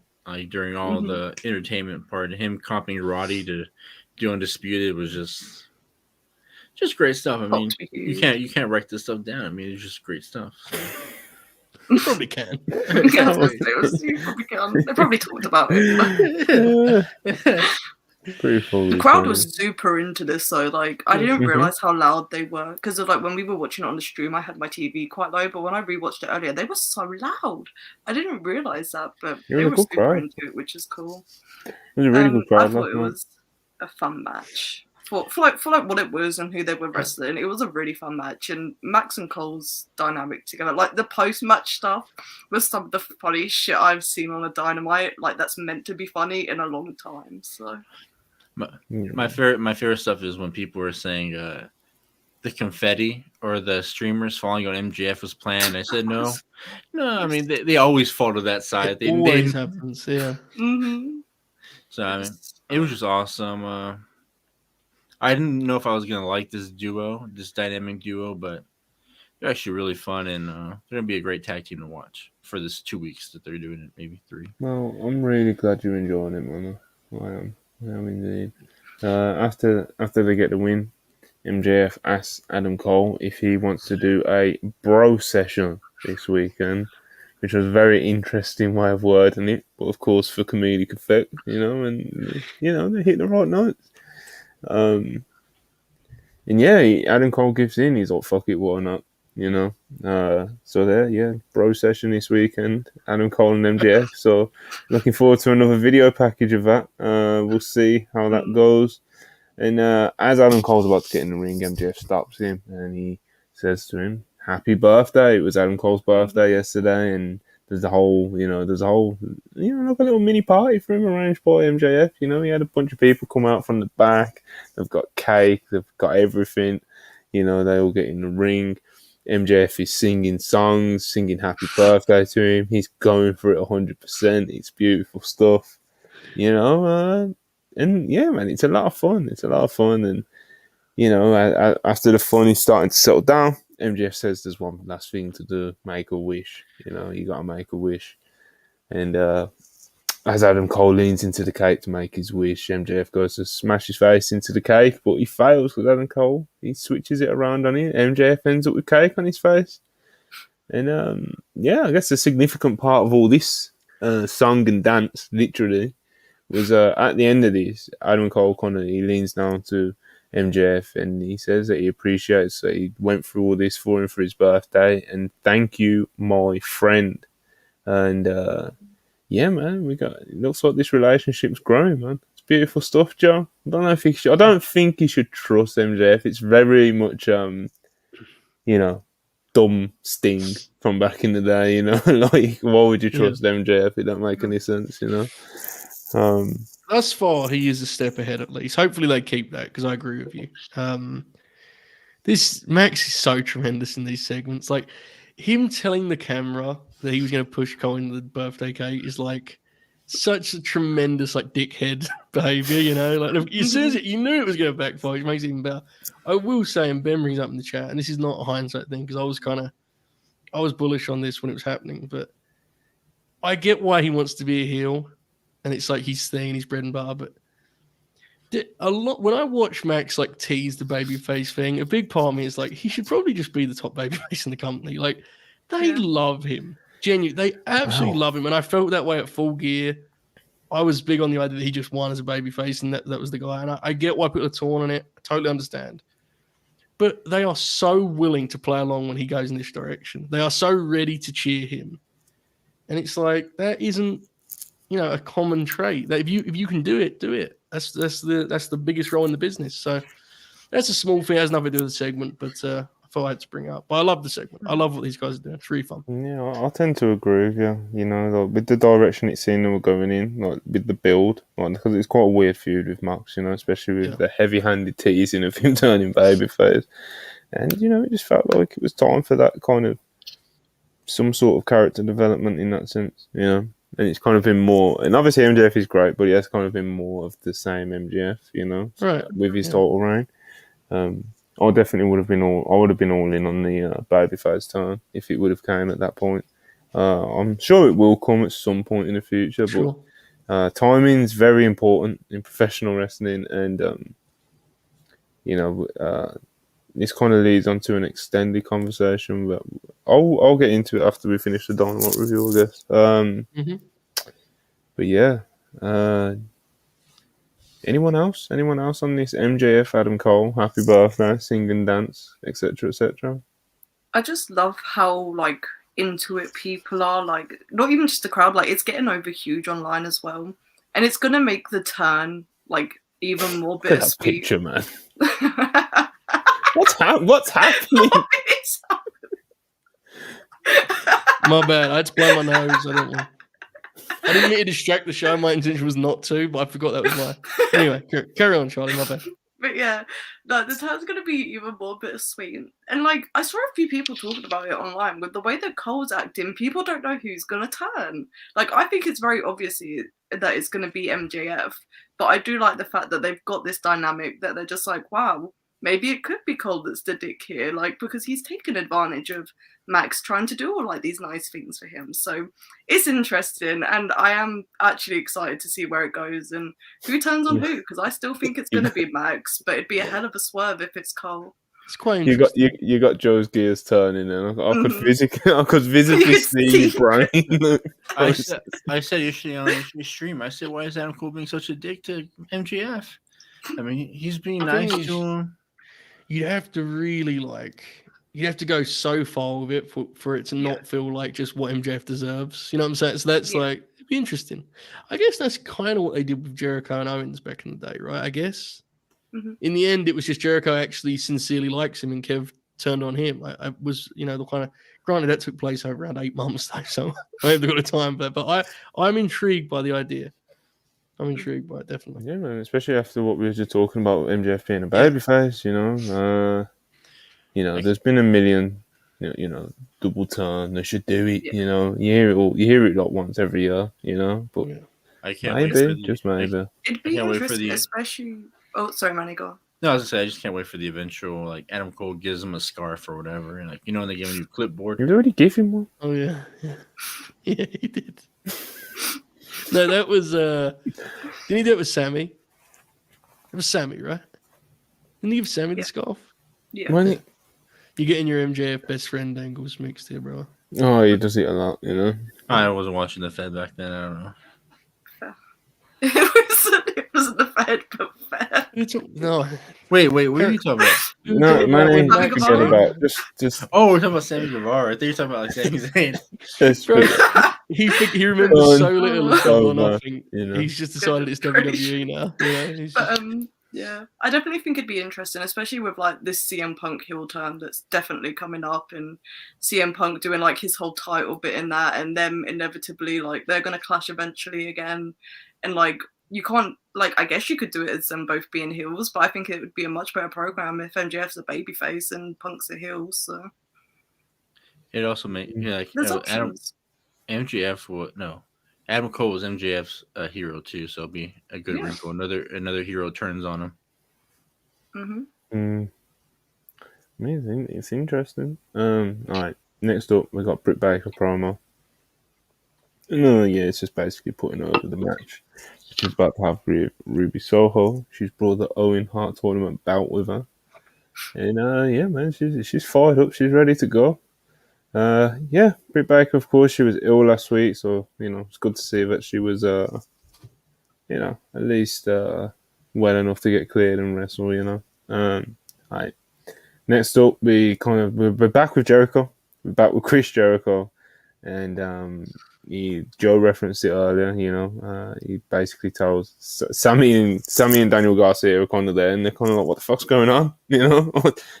I thought you were sticking with us. We need you. You know what I mean? And Jericho's doing the whole, it's time for you to see if you can develop and move on, and whatever it is, you can't be under his wing forever. Very interesting stuff, and it is also revealed here by Renee, who just happens to coincidentally know that Daniel Garcia and Sammy Guevara very randomly are tagging together in the Blind Eliminator tournament to take on Matt Hardy and Jeff Jarrett. So interesting development on the Jericho character side. Garcia may finally be getting free of the JAS, bro. This could be happening, Joe. I think they may be winning this tournament, to be fair. So, depends on what you consider the JAS, I guess. But, this was Jericho's tone in this was hilarious. Like, truly hysterical. The way he spoke to these guys. I don't know if it was supposed to be funny, but it was, which is the most important thing. Yeah, I don't know. I mean, I thought they were going to do the Sammy Danny team like 6 months ago. When they first, remember when he was put in charge, he was like going to be his mentor. Yeah. That just kind of went away. And so now they get to go back to it, which will be fun. It's a different dynamic now because Sammy's more of a baby face. So we'll see what they do. I'm sure they'll have fun matches, though. Mm-hmm. Yeah, I'm sure. Sammy's, Sammy more of a baby face. It depends who you ask, bro. Yeah. Yeah, well, I mean, I think that's the idea. People seem split on that idea, but it is an idea nonetheless. So we'll see. Hey, man. I hear you. What else we got? Charlie, what do you think of this Sammy Danny development? They're going to be losing Daddy Jericho. What's going on? Yeah, I've been kind of on board with them doing this JAS split story, but they've gone a completely different direction than I was first anticipating. Jericho just kind of seems to be ushering them away now, and it's okay, I guess this is what I wanted, but I didn't expect it to happen like this. But Sammy and Danny, they're a good the few tag matches they did have, they're a good tag team. It'll be fun. I can't remember who they're wrestling, but it's bound to be fun. And if they win the tournament, it would be pretty cool as well. They're wrestling Matt Hardy and Jeff Jarrett. Oh, yeah, we did talk about this. Yeah, that'll be fun, I think, maybe. We'll see. Potentially. Maybe. I wonder what that match looks like. Manny, what are you hoping to see happen with the JAS going forward? They break up. I mean, I'm not really invested in the JS. I mean, I'm more invested in Danny Garcia. I can really care less what happens to Sammy. What do you want him to do? If he gets free of the JS, what do you want him to do? Be the TNT champion, and just have a master class of performances. He could definitely do it. Yeah. I mean, I think he's just at another level. Or he's a tier below MJF when it comes to the younger talent. So I mean, I just think he's being wasted on what he's doing now, and I think there's a higher calling for him in AEW. Yeah, man, he's great. We love Daniel Garcia here, so we'll see what the future holds for him with all this.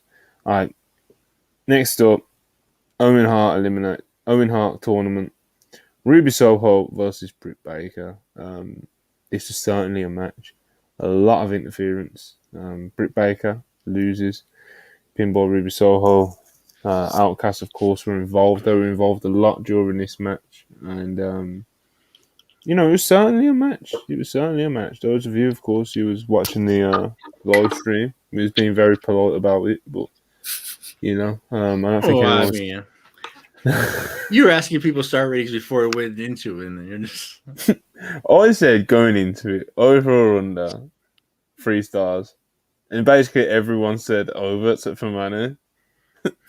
And Manny, you could tell Manny almost didn't want to say under because he felt spiteful, which is it's a pretty fair guess, mate. Then I went 2 on it and I said, yeah, I mean, it's just 2. I mean, it's they went out there, they did their thing. I mean, did they?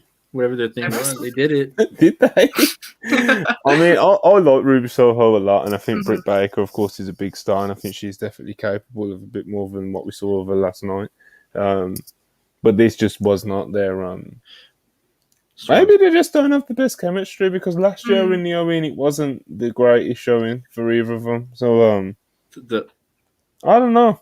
Maybe I'm just a big fat hater, Joe. What do you reckon? No, this was quite bad, unfortunately. The Owen match the last year's Owen final was a lot better than this. I mean, I'm not saying it was like a classic, but this match was pretty rough. I mean, she hasn't wrestled a singles match, I think, I'd actually like to know when, but it's been a while since I watched one. And, she was ill last week, so I'm not trying to be dramatic about it, but this match was quite bad. There was multiple, moments where they were doing things that were half speed would be generous, unfortunately. I like Ruby a lot, and Britt, as you said, is a big star. And let's be fair, Britt has been terrific in the in tag matches. I mean, it goes without saying, right? Obviously, it's slightly different here with the singles, but she's better than she showed here. This was just a rough night, a tough night. The best thing we did during the stream was comparing her to Britt. As people were making up all these All Japan names for her, like Britusara. That was such a good bit. Wait, what? What was the? Because Manny said something and it just started everyone. Yeah, I said she's like Akira Taue, she's no Kobashi. Oh, that's an insane thing to say out loud. I will say one thing about Britt that is, I can't believe an agent has not scrubbed the shit from her. The thing where she fills all gaps with those forearms, I can't believe she still does it. It always looks bad. You know what I'm talking about, right? Yeah.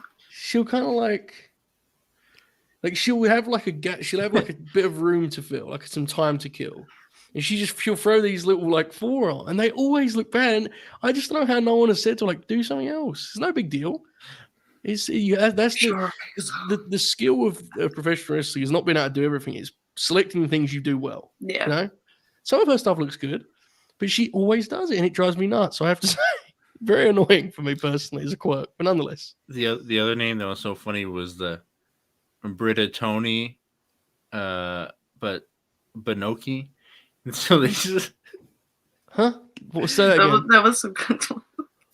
Man, I need you to do that again. That was incredible. It was a Britta Tony Banoki. What was the what was it? It's Britoshi Bakemoto or something. any Japanese legend you could think of. People had one somehow. I died when somebody in Twitch said, "Why does the blade look like a white Mudo?" And I just.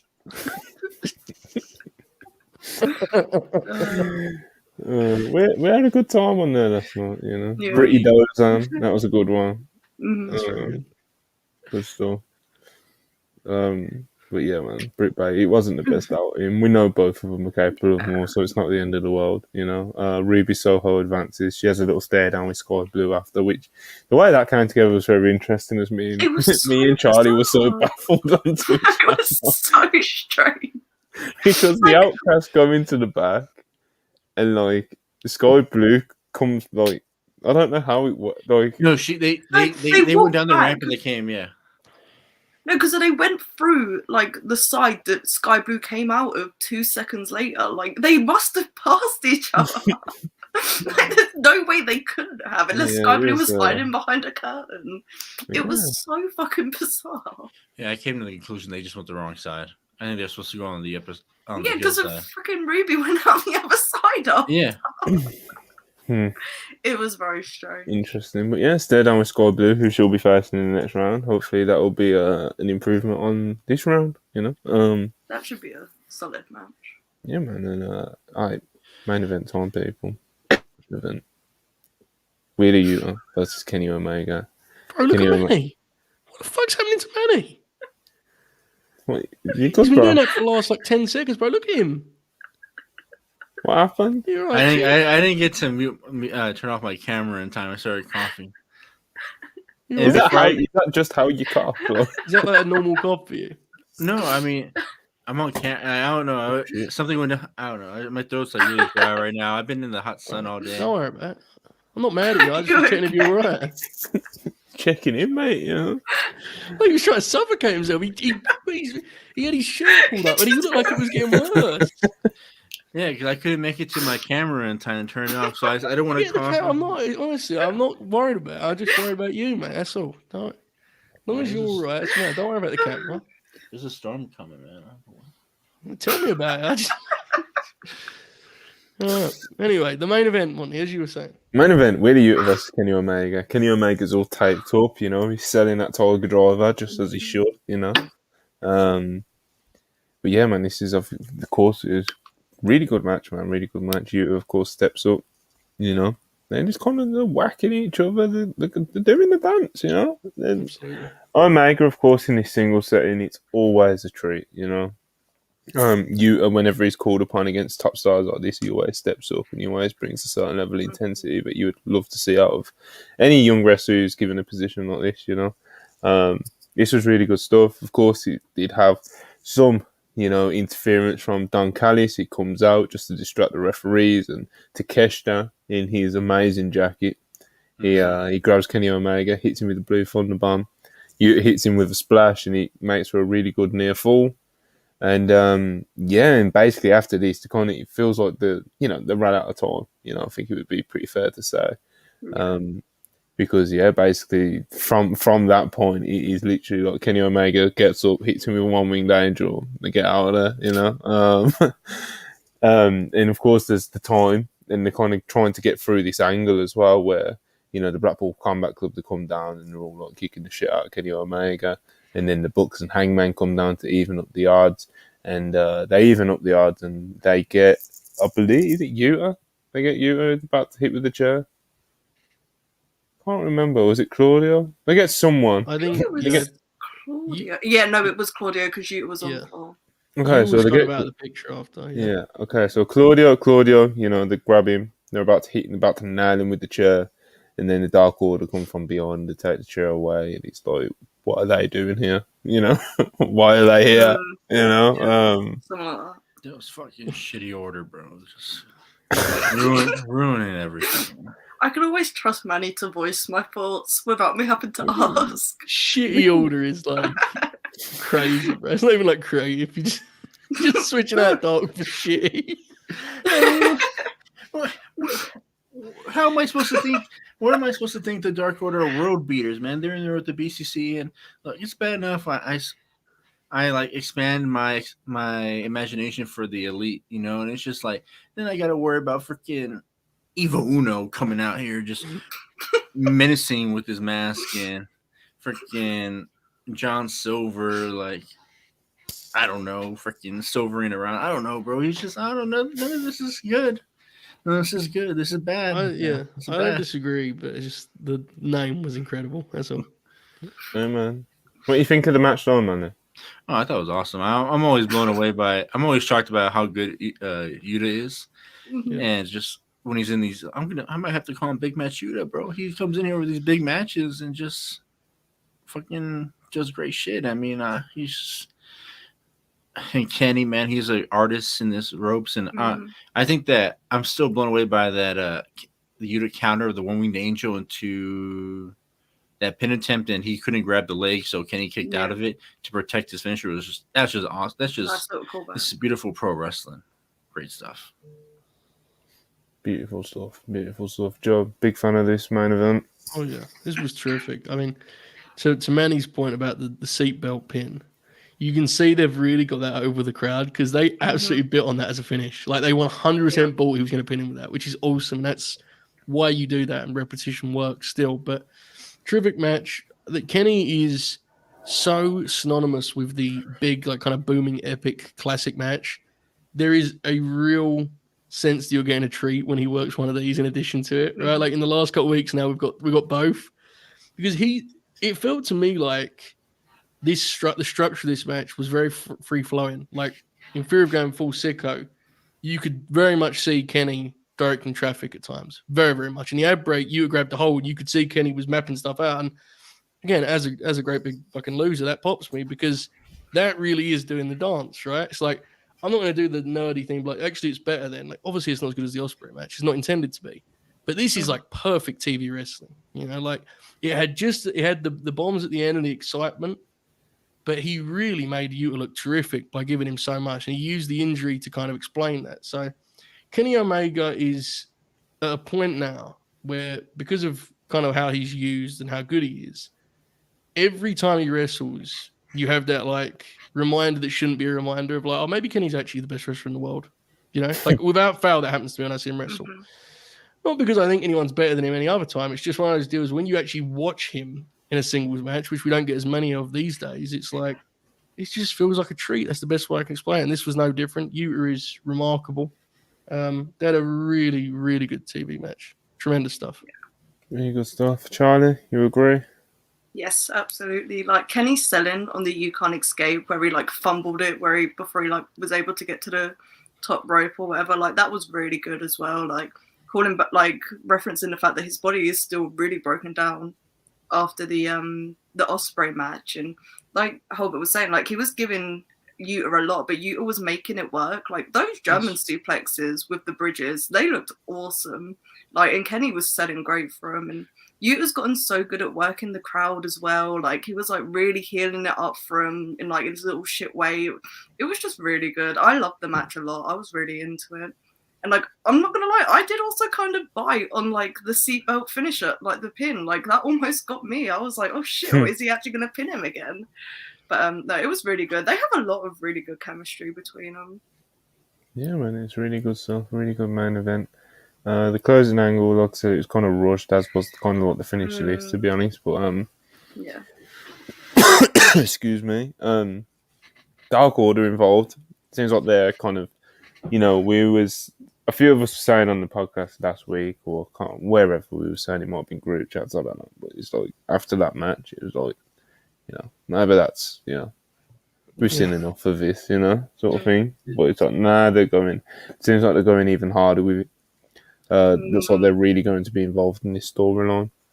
So, speaking of this storyline, I'm going to switch this to the news that's came out today of who the fifth men will be in the Blood and Guts match, because there is a mystery member to be added on both sides, the Blackpool Combat side and also the Elite side. So, on the Elite side, it seems like there has been some significant movement. Manny's already pumping his fist. It's big news, to be honest, because Kota Ibushi is the name that I'm talking about, of course. Mm-hmm. He has reportedly been having conversations with AEW, which is a very significant movement considering how long he's been a free agent and how kind of little we've heard about someone really going in for signing him, you know, and making something happen, because it's been expected ever since he left New Japan, you know.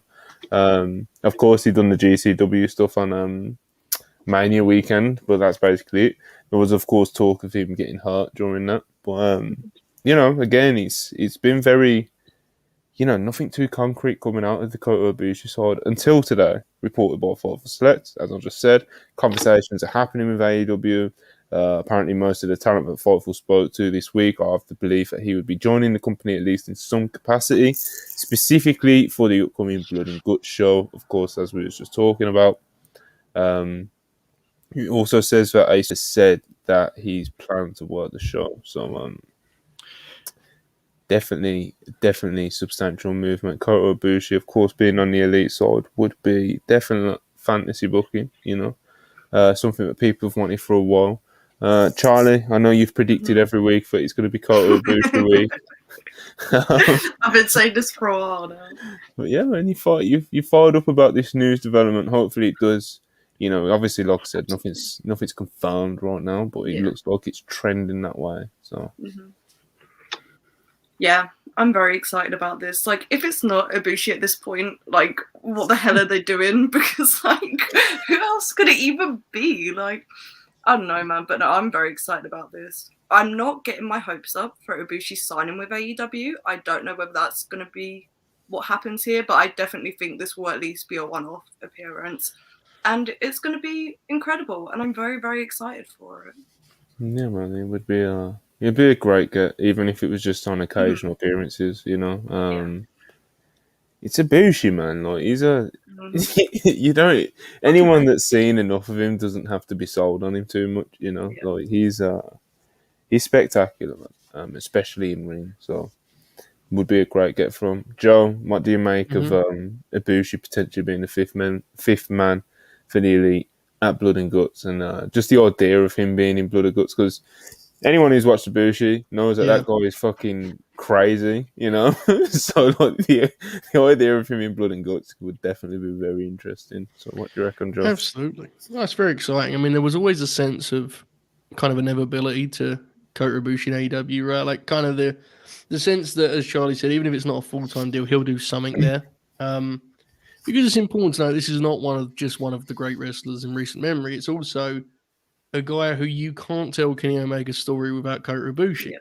And you can't tell AEW's story without Kenny Omega, right? So there was always this sense that organically we would end up in here in some form or fashion. I think, considering that, I think this is a pretty good place to do it. I mean, I think the feud itself, naturally, Blackpool Combat Club and the Elite is like, it's probably past its peak. But if you want to change that for Blood and Guts, Kota Ibushi can be a very, very quick fix in that regard. Like, if you add him to that graphic, very quickly it will feel like the feud is peaking once again. So, 100%. I mean, it's tremendous. And I agree with you too. Just beyond anything else, him in this environment could be. I mean, this could be something else. This is going to be a hell of a ride because he's nuts. I say that with love, nuts, bro. He's absolutely nuts. So I'm fired up. Absolutely, it's going to be tremendous, and the reaction is going to be great. You just know it's going to be great. So 100%. It'll be probably one that we'll remember and will be clipped up for years to come. When Ibushi steps out on a Dynamite stage. Manny. Yes. You excited about the idea of Kota Ibushi in Blood and Guts? And just in AEW in general, man. Yeah. Honestly, I think he might actually sign, but he might have one of those pack deals where, you show up when you want kind of a deal. Because good deal, isn't it? Yeah, it's a good deal. Pretty good deal.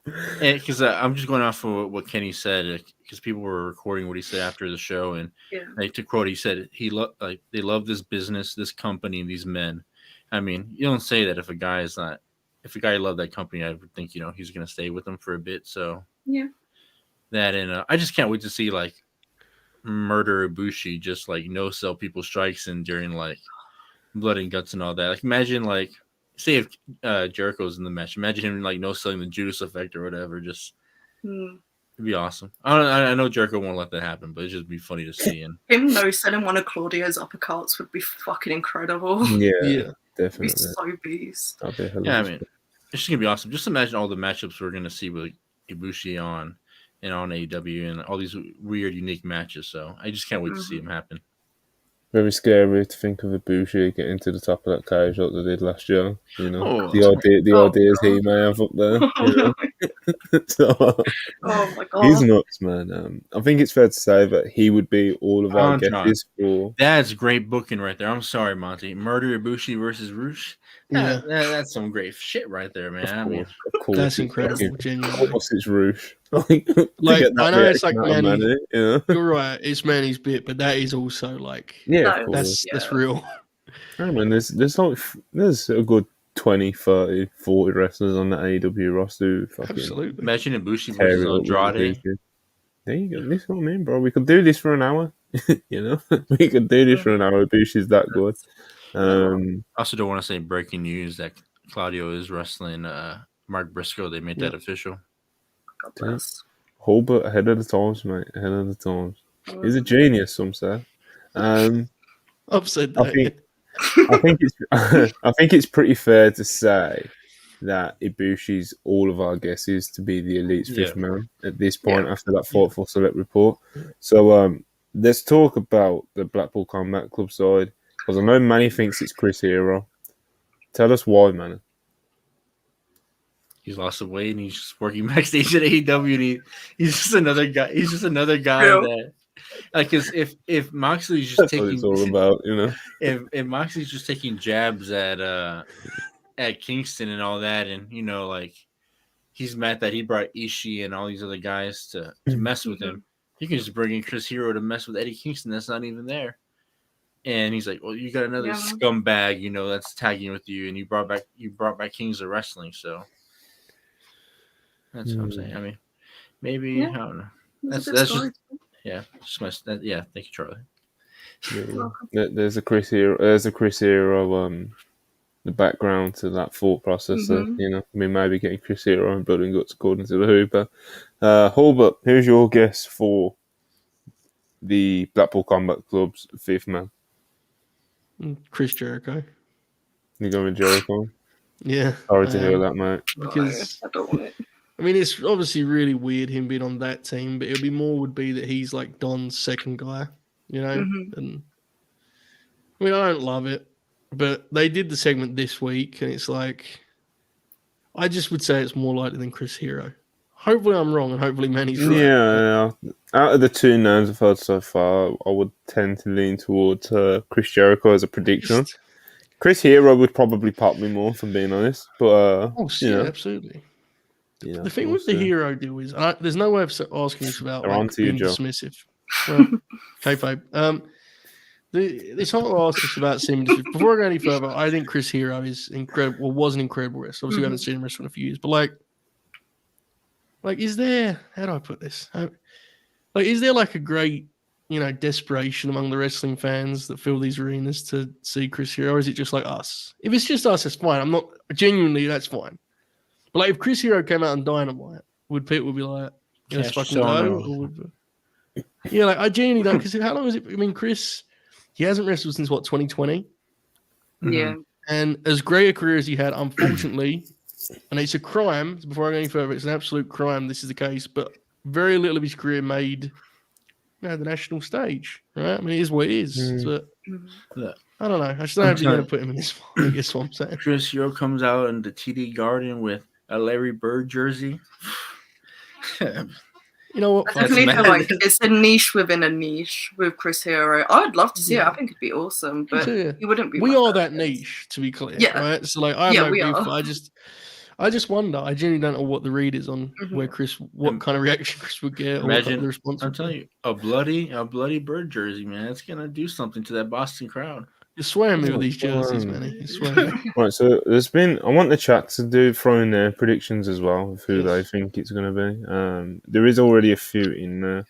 I don't have a solid guess, but like pure self-indulgent booking, I just want it to be El Desperado now. So I've convinced myself. Young Kasai would definitely be. Oh fuck yeah! I'd pop huge for that. All right, Jesus. Just get me a deathmatch guy in there. That's all I want now. Despy, Jinkasai, one of them. Nigel. Oh, I mean, we're saving him for the big stage. We. Hey, listen, let him talk, right? Let him talk. And then I mean, I don't know. I think I'm thinking they're. I really think. I mean, if Yuta's really hurt, I mean, they're gonna have to add another guy to it anyway. Yeah. You seem really conflicted, then, Manny. Oh, bro, if he gets that gig, that'd be incredible. Yeah, that would be so fun. Look, because I don't want to be worked, but I'm a pro wrestling fan, and I don't know, man. I don't know if it's an ankle or if you shoot hurt. Nick Gage. Oh, we that's enough one that I would pop. The brackets is incredible. Yeah.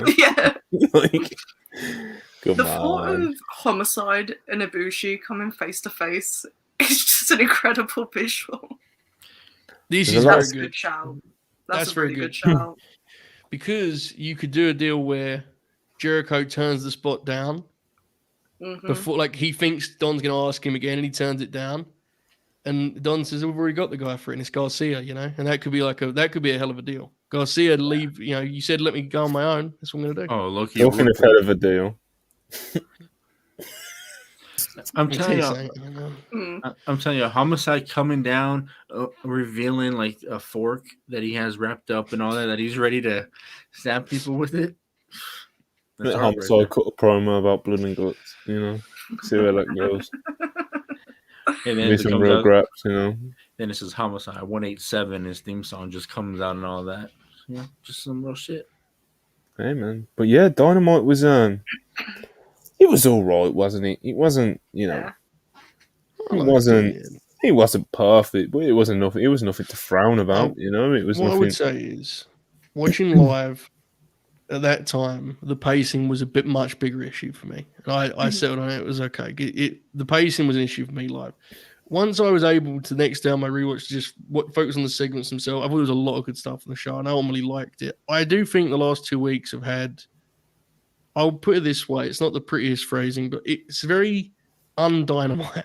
the pacing as of late, and it's still sometimes Tony goes through these phases where he seems somewhat torn on like the identity of the show. It's very strange. Yeah. Because this is a good show, but it didn't to me feel necessarily like the Dynamite we come to expect, which isn't a problem if you want to change that. But it does take some adjusting to, but I still like the show personally. There's a lot of good stuff on it. Yeah, man. Manny, I know you was watching it live on the watch along, so you didn't manage to catch. You didn't manage to lock in for the show because you was entertaining the millions and millions at home. But what did you think of the show overall, man? All I'm gonna say is I'm glad I watched it on the stream because I would have been. I don't know if I would have been able to get through it. Violent, yeah. You're a collider. We understand. No, that's not it, bro. I saw the lineup and I said, "Thank God I'm on stream, man. At least I could be talking to people about it." I mean, yeah. The expectation with the lineup was definitely the bar was set pretty low. Going into the show at least last night. I think like I said, it was all right. The pacing, as Joe said, all the video packages included. Just the way that they move through the show. The pacing's all over the place with Dynamite. It has been through its history. Like if it changes, and they'll go through 6 weeks of like one wave, and they'll change it up and do it another way. And it seems like the past few weeks they're doing that again. So all I'm gonna say is I'm glad I was on stream because if it wasn't, I probably would have left to go eat a lot earlier than I did after the stream. God bless you, mate. You made it. Charlie, what did you think of the show overall? I think it was a fun watch. The pacing's definitely strange. Like with the video packages, I don't necessarily mind it, but I don't feel like they were split up that great. It felt very condensed at one point where it was just here's yet another one about like yet another different thing. So if they'd split them up a bit more, it probably would have been a bit better. But yeah, man, they just keep changing the pacing, and it's like it keeps you on your feet, I guess. But I don't know if that's necessarily the best thing. Yeah. I'm with you. I'm not sure on it myself, But yeah, I think AEW at the moment, they're really, I don't know, man. There's certain issues that we kind of touched on today, like whether even like down to the MJF, like babyface stuff and the tag division and kind of like how that's floating. I think the show overall, Dynamite specifically, is really, really struggling from like not really, really struggling might be a bit dramatic, but I think they could really do with having a main protagonist, like a clear-cut main protagonist, because you could argue like, is it Adam Cole because he's challenging for the title right now? Is it Kenny Omega? Is it Hangman Adam Page? None of it's like very defined in that sense. Like, who is the main protagonist? And I just think that when it comes to wrestling TV, anytime any company's gone on a successful run, there's always been that part of the TV. Even if you look at WWE now, bro, like with WWE on Raw specifically, like they're actually sport for choice. You've got Seth Rollins, who's over as fuck. Some people would argue it's him. Some people would argue that like he's the most over babyface currently. And of course, there's Cody Rhodes, who's been absolutely insanely over since he walked into the company, and it would be very easy to argue that he's the main protagonist. So they're sport for choice, whereas like AEW, it's kind of like, you can't pick a definitive one, but for the opposite reason, and yeah, I just honestly, it kind of leads to me and my stance that I've been on for months now that Kenny Omega should be the world champion at this promotion. I think it would help Dynamite a lot.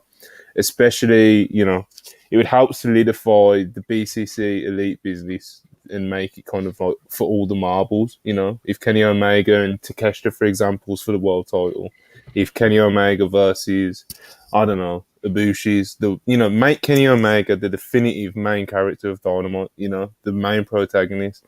I think that's kind of what the show just needs it, man. Even in the tag division, you need to decide who your main protagonist is and go with it and give the people something really to invest in, raise the stakes, make it as big as possible, and then go for it.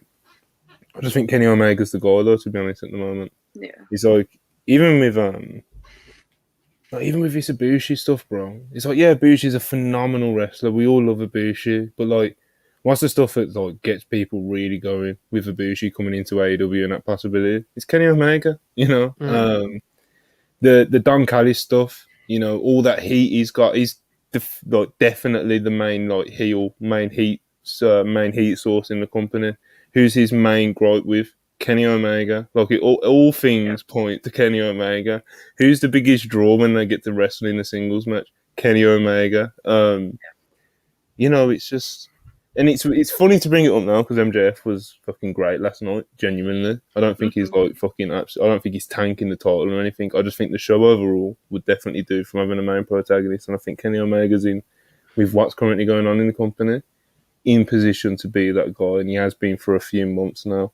But yeah, man, it seems like they may be going in the opposite direction with like the Dark Order involvement and shit like that. Like the Ibushi stuff would be great, but yeah, man. Of course, again, it's hard to kind of bring this up now. It's probably a weird week for me to bring it up again because MJF was great last night, and what I'm saying involves him dropping the fucking title, you know. And MJF, he was great last night in the tag. His segments is a lot of fun.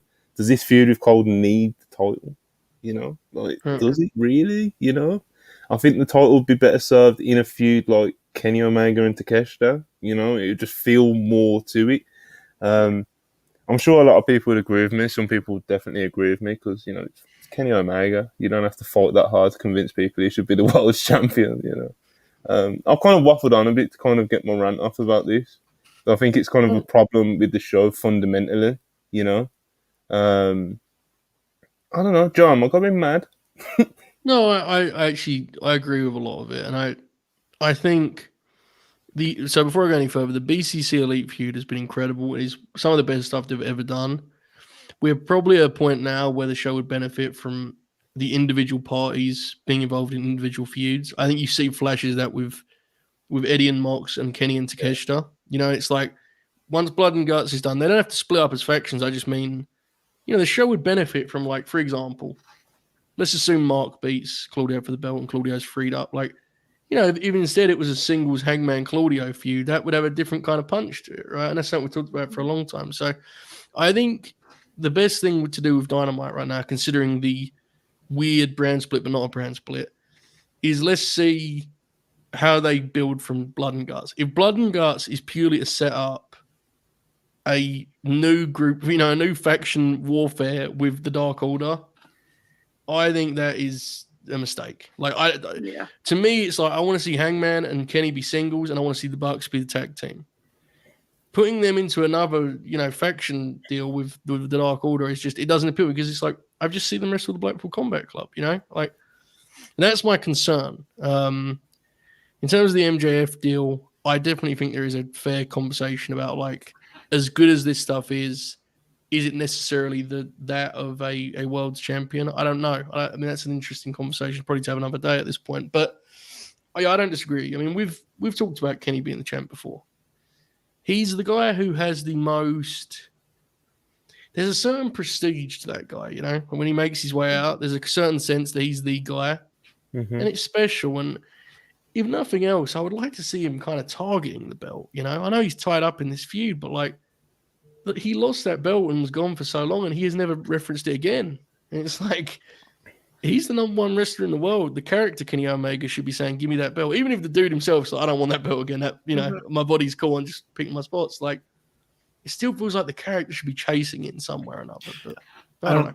I don't think they're going to tell that story till Takeshita is like maybe a world champion. Yeah, maybe. Yeah. I will say also, we talk about main protagonist. I do think, like, as soon as he gets through the G1, I genuinely think Eddie may be in a shot of getting that role. Yeah. I mean, hopefully, I think the show is just dying out for him. Whether it's Eddie Kingston, like, it would be so easy for him, because who doesn't love Eddie Kingston? Kenny Omega, all the reasons I just said, and the MJF babyface run, bro. Like, it could be that, you know. But I just think the show overall, whether it's any of those three guys, they just need that, you know. My bad, man. I don't want to cut you off, but like, I want to get this off. Oh, I thought you were done. I thought you were still talking. My bad.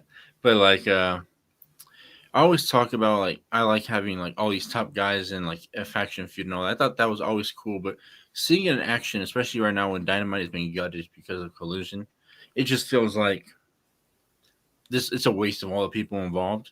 That they should be doing something like the Bucks should be saving the tag division.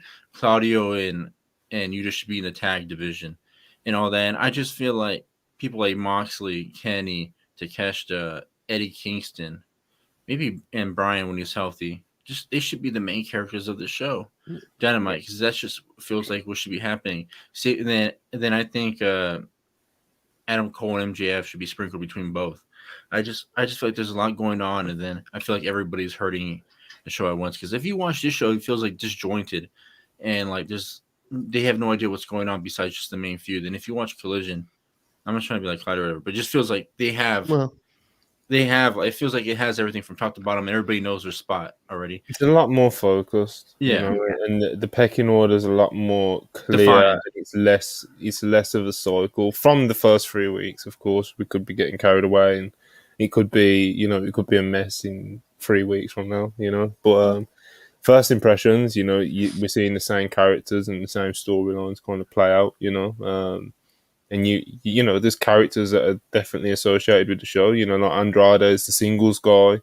You know, of course, you've got FTR as a tag, and they're kind of in the feud with Bullet Club Gold, and like the Punks involved, and the tournaments going on, and you know, you've got your main characters in that with like your Starks, Samoa Joe, etc., etc. It's very like you know, it's focused. You know, they've got their group of core guys. This is who we're going to focus on, and this is what we want to aim to achieve with them. You know, whereas Dynamite's more people cycling in and out, etc., etc., and that may be why it's less. You know, like I just think it kind of lacks structure in sense. You know, the show like without having a main protagonist, it's hard, bro. Like it is. Mm-hmm.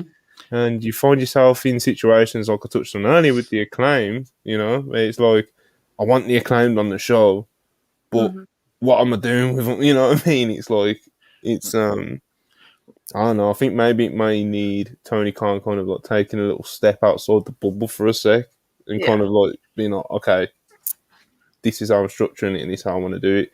It feels like he's kind of in the middle of like, he's doing so much, but it's all, you know, you got Manny thinking he's just picking blind eliminators off who he sees in the back on the night, you know, and this is the sort of questions fans will be asking, bro, you know. So it lacks a lot of direction. It lacks a lot of direction right now, which is like a little bit worrisome considering they're like in 7 weeks they've got like their biggest stretch of like their biggest week of wrestling they've ever had with All In and All Out back to back. So I hope they can get back on track with it. But it's like with Dynamite, on a week-to-week basis right now, it kind of feels like he's just throwing things at a wall and seeing what sticks, which is like not the greatest approach to take when you're almost 5 years into running the company. But I don't know. There's a lot like that's still good with Dynamite. Don't get me wrong, I still enjoy the shows, but there's so much that you can do to, like, and just tweak a little bit, and it'd be so much better. Like, I don't know. I just feel like people get so defensive when you criticize AEW, but if you don't call out what's wrong with it, we're just going to end up with another WWE, because that's what happened. People were so like laid back about it and then bitched about the state that it got into. So I don't know. That's a bit doom and gloom. I don't think it's like anywhere near that, but it's where the term drones came from. You know what I mean? Because it started off as just people who would just defend anything WWE, and there was the whole like let it play out thing that was like a running joke for so long, and this and that. And it's like, you know, you don't. And AEW definitely not at that level. Yeah. Like it's not. You know, but that would definitely be dramatic. We're not saying that at all, but well, I think you're right about the protagonist part because, 2 weeks that Eddie Kingston was back, it really felt like the show was built around him and he felt like the most important person on the show. And then this week he wasn't there. And the show just felt kind of lifeless, you know? It just felt like, where's Eddie?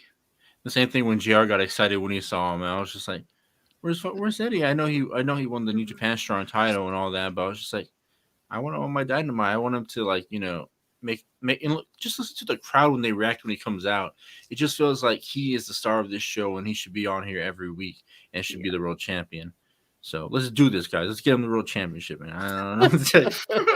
let's get moving with it. It's the thing though. It's like he's going into the G1, so it's like there's going to be at least like 3-4 weeks or however long with no Kingston. And if they are waiting for him to come back to be that main protagonist, and he beats Mox, and it's this amazing feud like we all expect it to be, and that, you know, and that sets him up to go and beat Max at Arthur Ashe or whatever.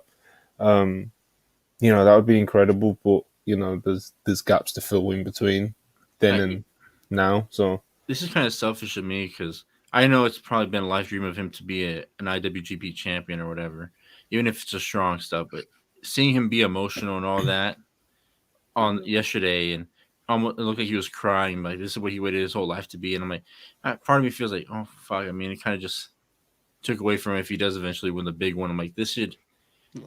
I know it's not because it's like I get what you're saying, but trust me, when it happens, if it happens, if he pins MJF at Arthur Ashe Stadium, you're not gonna be like, bro, why did he have to win that Korakuen Hall, New Japan? You know what I'm saying? Like, trust me, if they do that deal, it'll be incredible. I feel like that's just like the biggest thing that AEW could do right now is just put that title on him.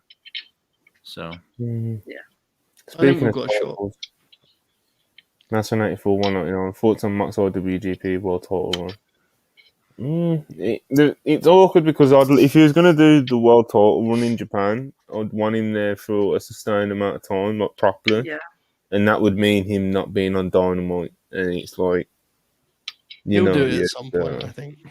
Yeah. Maybe. Well, it seems like if you hear him talk about it, it seems like he wants to be the first guy to be the IWGP champ, AEW champ, and WWE champ. Yeah. Whichever of the new Musketeers they pick to be like the guy. The first one that gets shot being the guy, I should say. He will be so good as the Gaijin who comes in and like kills them for the belt and they win it back from him. You know, that one of those deals where like the ace rebuilds to reclaim their belt. He would be so great in the opposite role. So I think I don't think they would tell the story, but imagine if Shooter was the first one to do it and Mox is the one to do it. Yeah, that's the one that you immediately go to for sure.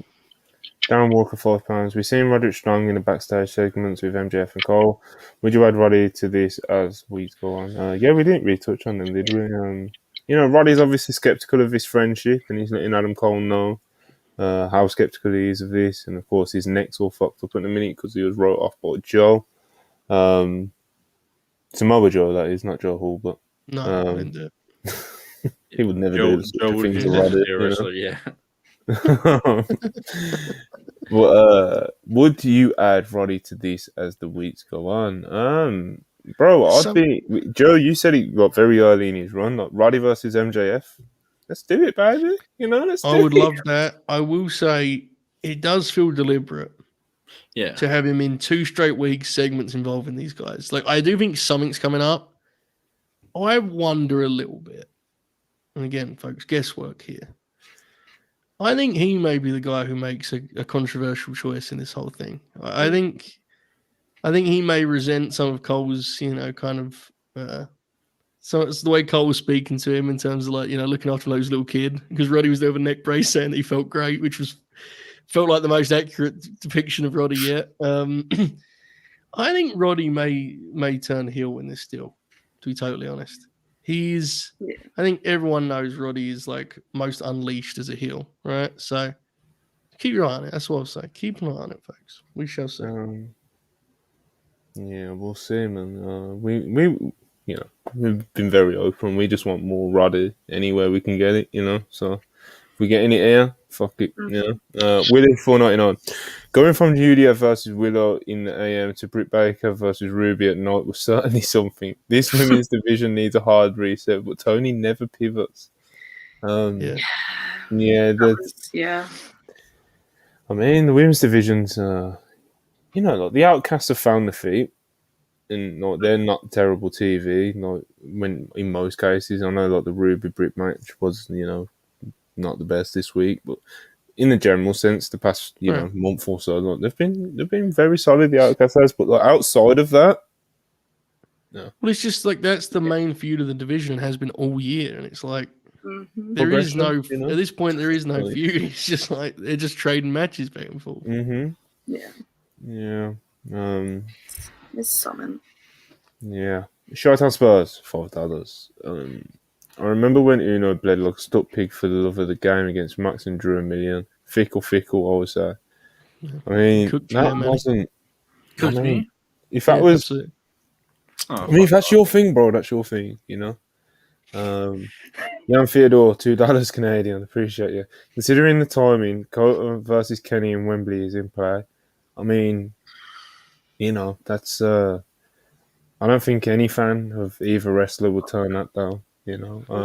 It looks like we're heading towards like 80,000 plus in the stadium. The idea of Kenny and Kota, of course, their stories have been so intertwined, like the whole careers pretty much. And it's like, as Joe said earlier, you can't tell one person's story without mentioning the other at this point. Of course, they've been away from each other for a hot minute now. So for them to like be able to do the dance on a stage like that would be very special to, Golden Lovers fans, Omega fans, Ibushi fans, Law fans, That would be great stuff, man. That would be great. I'm all for it. Can I go back to that other super chat real quick? I can't pull it up, but you can talk about it. Look, when you're in there, Moxie makes you look like a fucking dog. Look what he did to Preston Vance, bro. I mean, once a shitter, always a shitter, bro. I mean, I don't know what to tell you, man. Then he finally fired back. He collected his faults. He said, hold up a second. Let me get on back. Good job, man. Showtime Spurs, $5. All right, where's the wake after the AEW did? LMAO. I hope he's doing a bit, because he sounds like one of those AEW fans who like cries and says that everyone's saying that AEW is dead whenever it gets criticised, and that's not cool, bro. We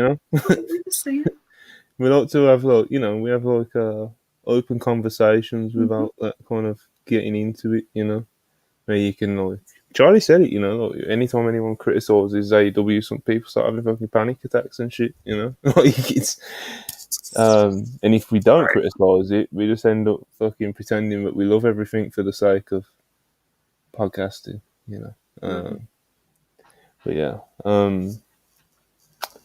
Dynamite, man, could do with some proper protagonists, Yeah. It's like they've got people in line to be, we've talked about many of them, there's definitely paths that they can take to get to it as well, man. So it'll be interesting to see if and who they choose to be that person over the next few months, because everyone's been talking about AEW having this super hot summer, and Forbidden Door was definitely a success in that sense, it drew really well, etc., etc. It was a great show, but in terms of like week to week, it doesn't feel like that hot summer that we all envisioned a few months ago when we was talking about like AEW's hot summer that's coming up. So, of course, the main part of it, you'd assume it's going to be like that big week that they've got with All Out in Wembley. Well, that's the cherry on the top. Look, I know they're doing Arthur Ashe not too long after and stuff, but that's the big one. That's the big week. So, we talked about the build like last week or whenever it was, about how they're going to build to these two shows and how are they going to like balance it out. How are they going to build the cards? Like, is one card going to be like collision heavy and the Dynamite guys having like tag matching and stuff below? Are they going to split the shows so they're separately by the brand? Like what are they going to do with it? Yeah. Interesting times ahead. Yeah, man. Anyone got anything else you want to talk about? Any other subjects from Dynamite? Anything at all, fellas? I think we probably covered it for the week. Go on, man. What was you going to say, mate? I'll say just don't watch Astro World City. It wasn't very good. Bro, we're not doing this on the air. Go fuck yourself.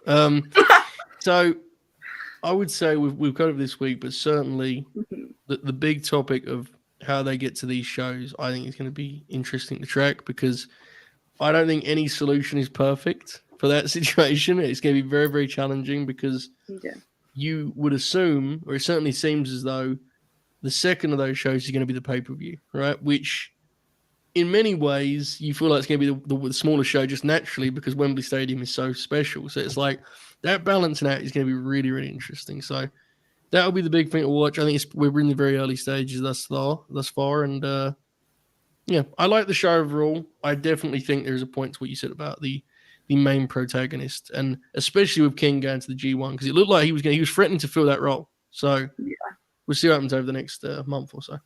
100%. Big things ahead then. Of course, on that note, let's wrap it up. Everyone, like the video. If you haven't liked it already and you subscribed or you logged into your YouTube account or whatever it is that you need to do, hit that like button. Hit that like button. Hit that like button. Very much appreciated. Also, subscribe if you haven't already. If you've been with us for the past 2 hours plus and you're not subscribed, I would question what you're doing on a Thursday evening, you know. But yeah, of course, if you're a new viewer, we appreciate you as well. And thanks for joining us. We appreciate all the super chats, of course, as always. Please turn on our post notifications, and we will be back tomorrow with Purists, I believe. I think they'll be going up at about 6:30 Eastern, maybe. I've not 100% confirmed with them yet, but it'll be around that time. And again, thanks for watching, and we'll catch you tomorrow with Purists. Actually, quick plug. Yes. The Usos video tomorrow, 12 Eastern. How the Usos became WrestleMania main eventers. Very interesting look at their story from when they first came into AEW. No, when they first came into WWE. Almost. And, you know, where they came from on that run, basically. You know, they looked very different when they first came up. And then they looked very different again. And then they, you know, now we've got the current version of the Usos. And it's been a journey. You know, they've been around for 13 years, man. Like, it doesn't feel that long. I don't know. It's crazy. It's crazy. 13 years. You know, I was there, Monty, 2018, WrestleMania 34, New Orleans. Had a Usos cap on and T-shirt. I was there in the building. Finally, the Usos made the main card of WrestleMania after 8 years on the main roster. And they were beaten in around 4 minutes by the Bludgeon Brothers. They and the New Day were just absolutely squashed by the Bludgeon Brothers, which love Harper and Rowan, but that was crazy at the time and always will be. But I can honestly say, as I walked out of the building that night with the rain pouring down on me, wondering if I still like wrestling, I never thought I would see the day where they closed one of those shows. So it tracks that story. And as I said yesterday, I did the hard sell yesterday, but once again, I want to reiterate it. I think, as much as anything else, I think it's a pretty fun look at the WWE tag division. You know, like I think you get a good idea of that, because that has been quite the division. And there are some names that come up that I'm almost certain when you watch this video, there'll be at least one tag team that comes up along the way that you go, wait, what? When? I'm Billy Gunn makes an appearance in the video. He does. Yeah, he does, which is hilarious. There are some amazing teams in those many Mania matches they had. So if you do, if you're interested, please do join us. I'm going to try to be there for the premiere. It's always fun to watch folks watching it live. So tomorrow. 12 noon Eastern tomorrow, 5 p.m. UK time, and whatever time that is, wherever you are in the world. Hopefully you will be joining us for the premiere of How the Usos Became WrestleMania main eventers. And on that note, we'll bid you farewell. One last plug, please like, subscribe, appreciate the super chats, turn on post notifications, and we will see you, Manny. The Collision watch along. Yeah, we're doing a Collision watch along, but that's not tomorrow. Oh yeah. Yeah, we're doing a Twitch watch along on for Collision, so yeah, there's that as well. And on that note, thanks for watching. We'll catch you next time.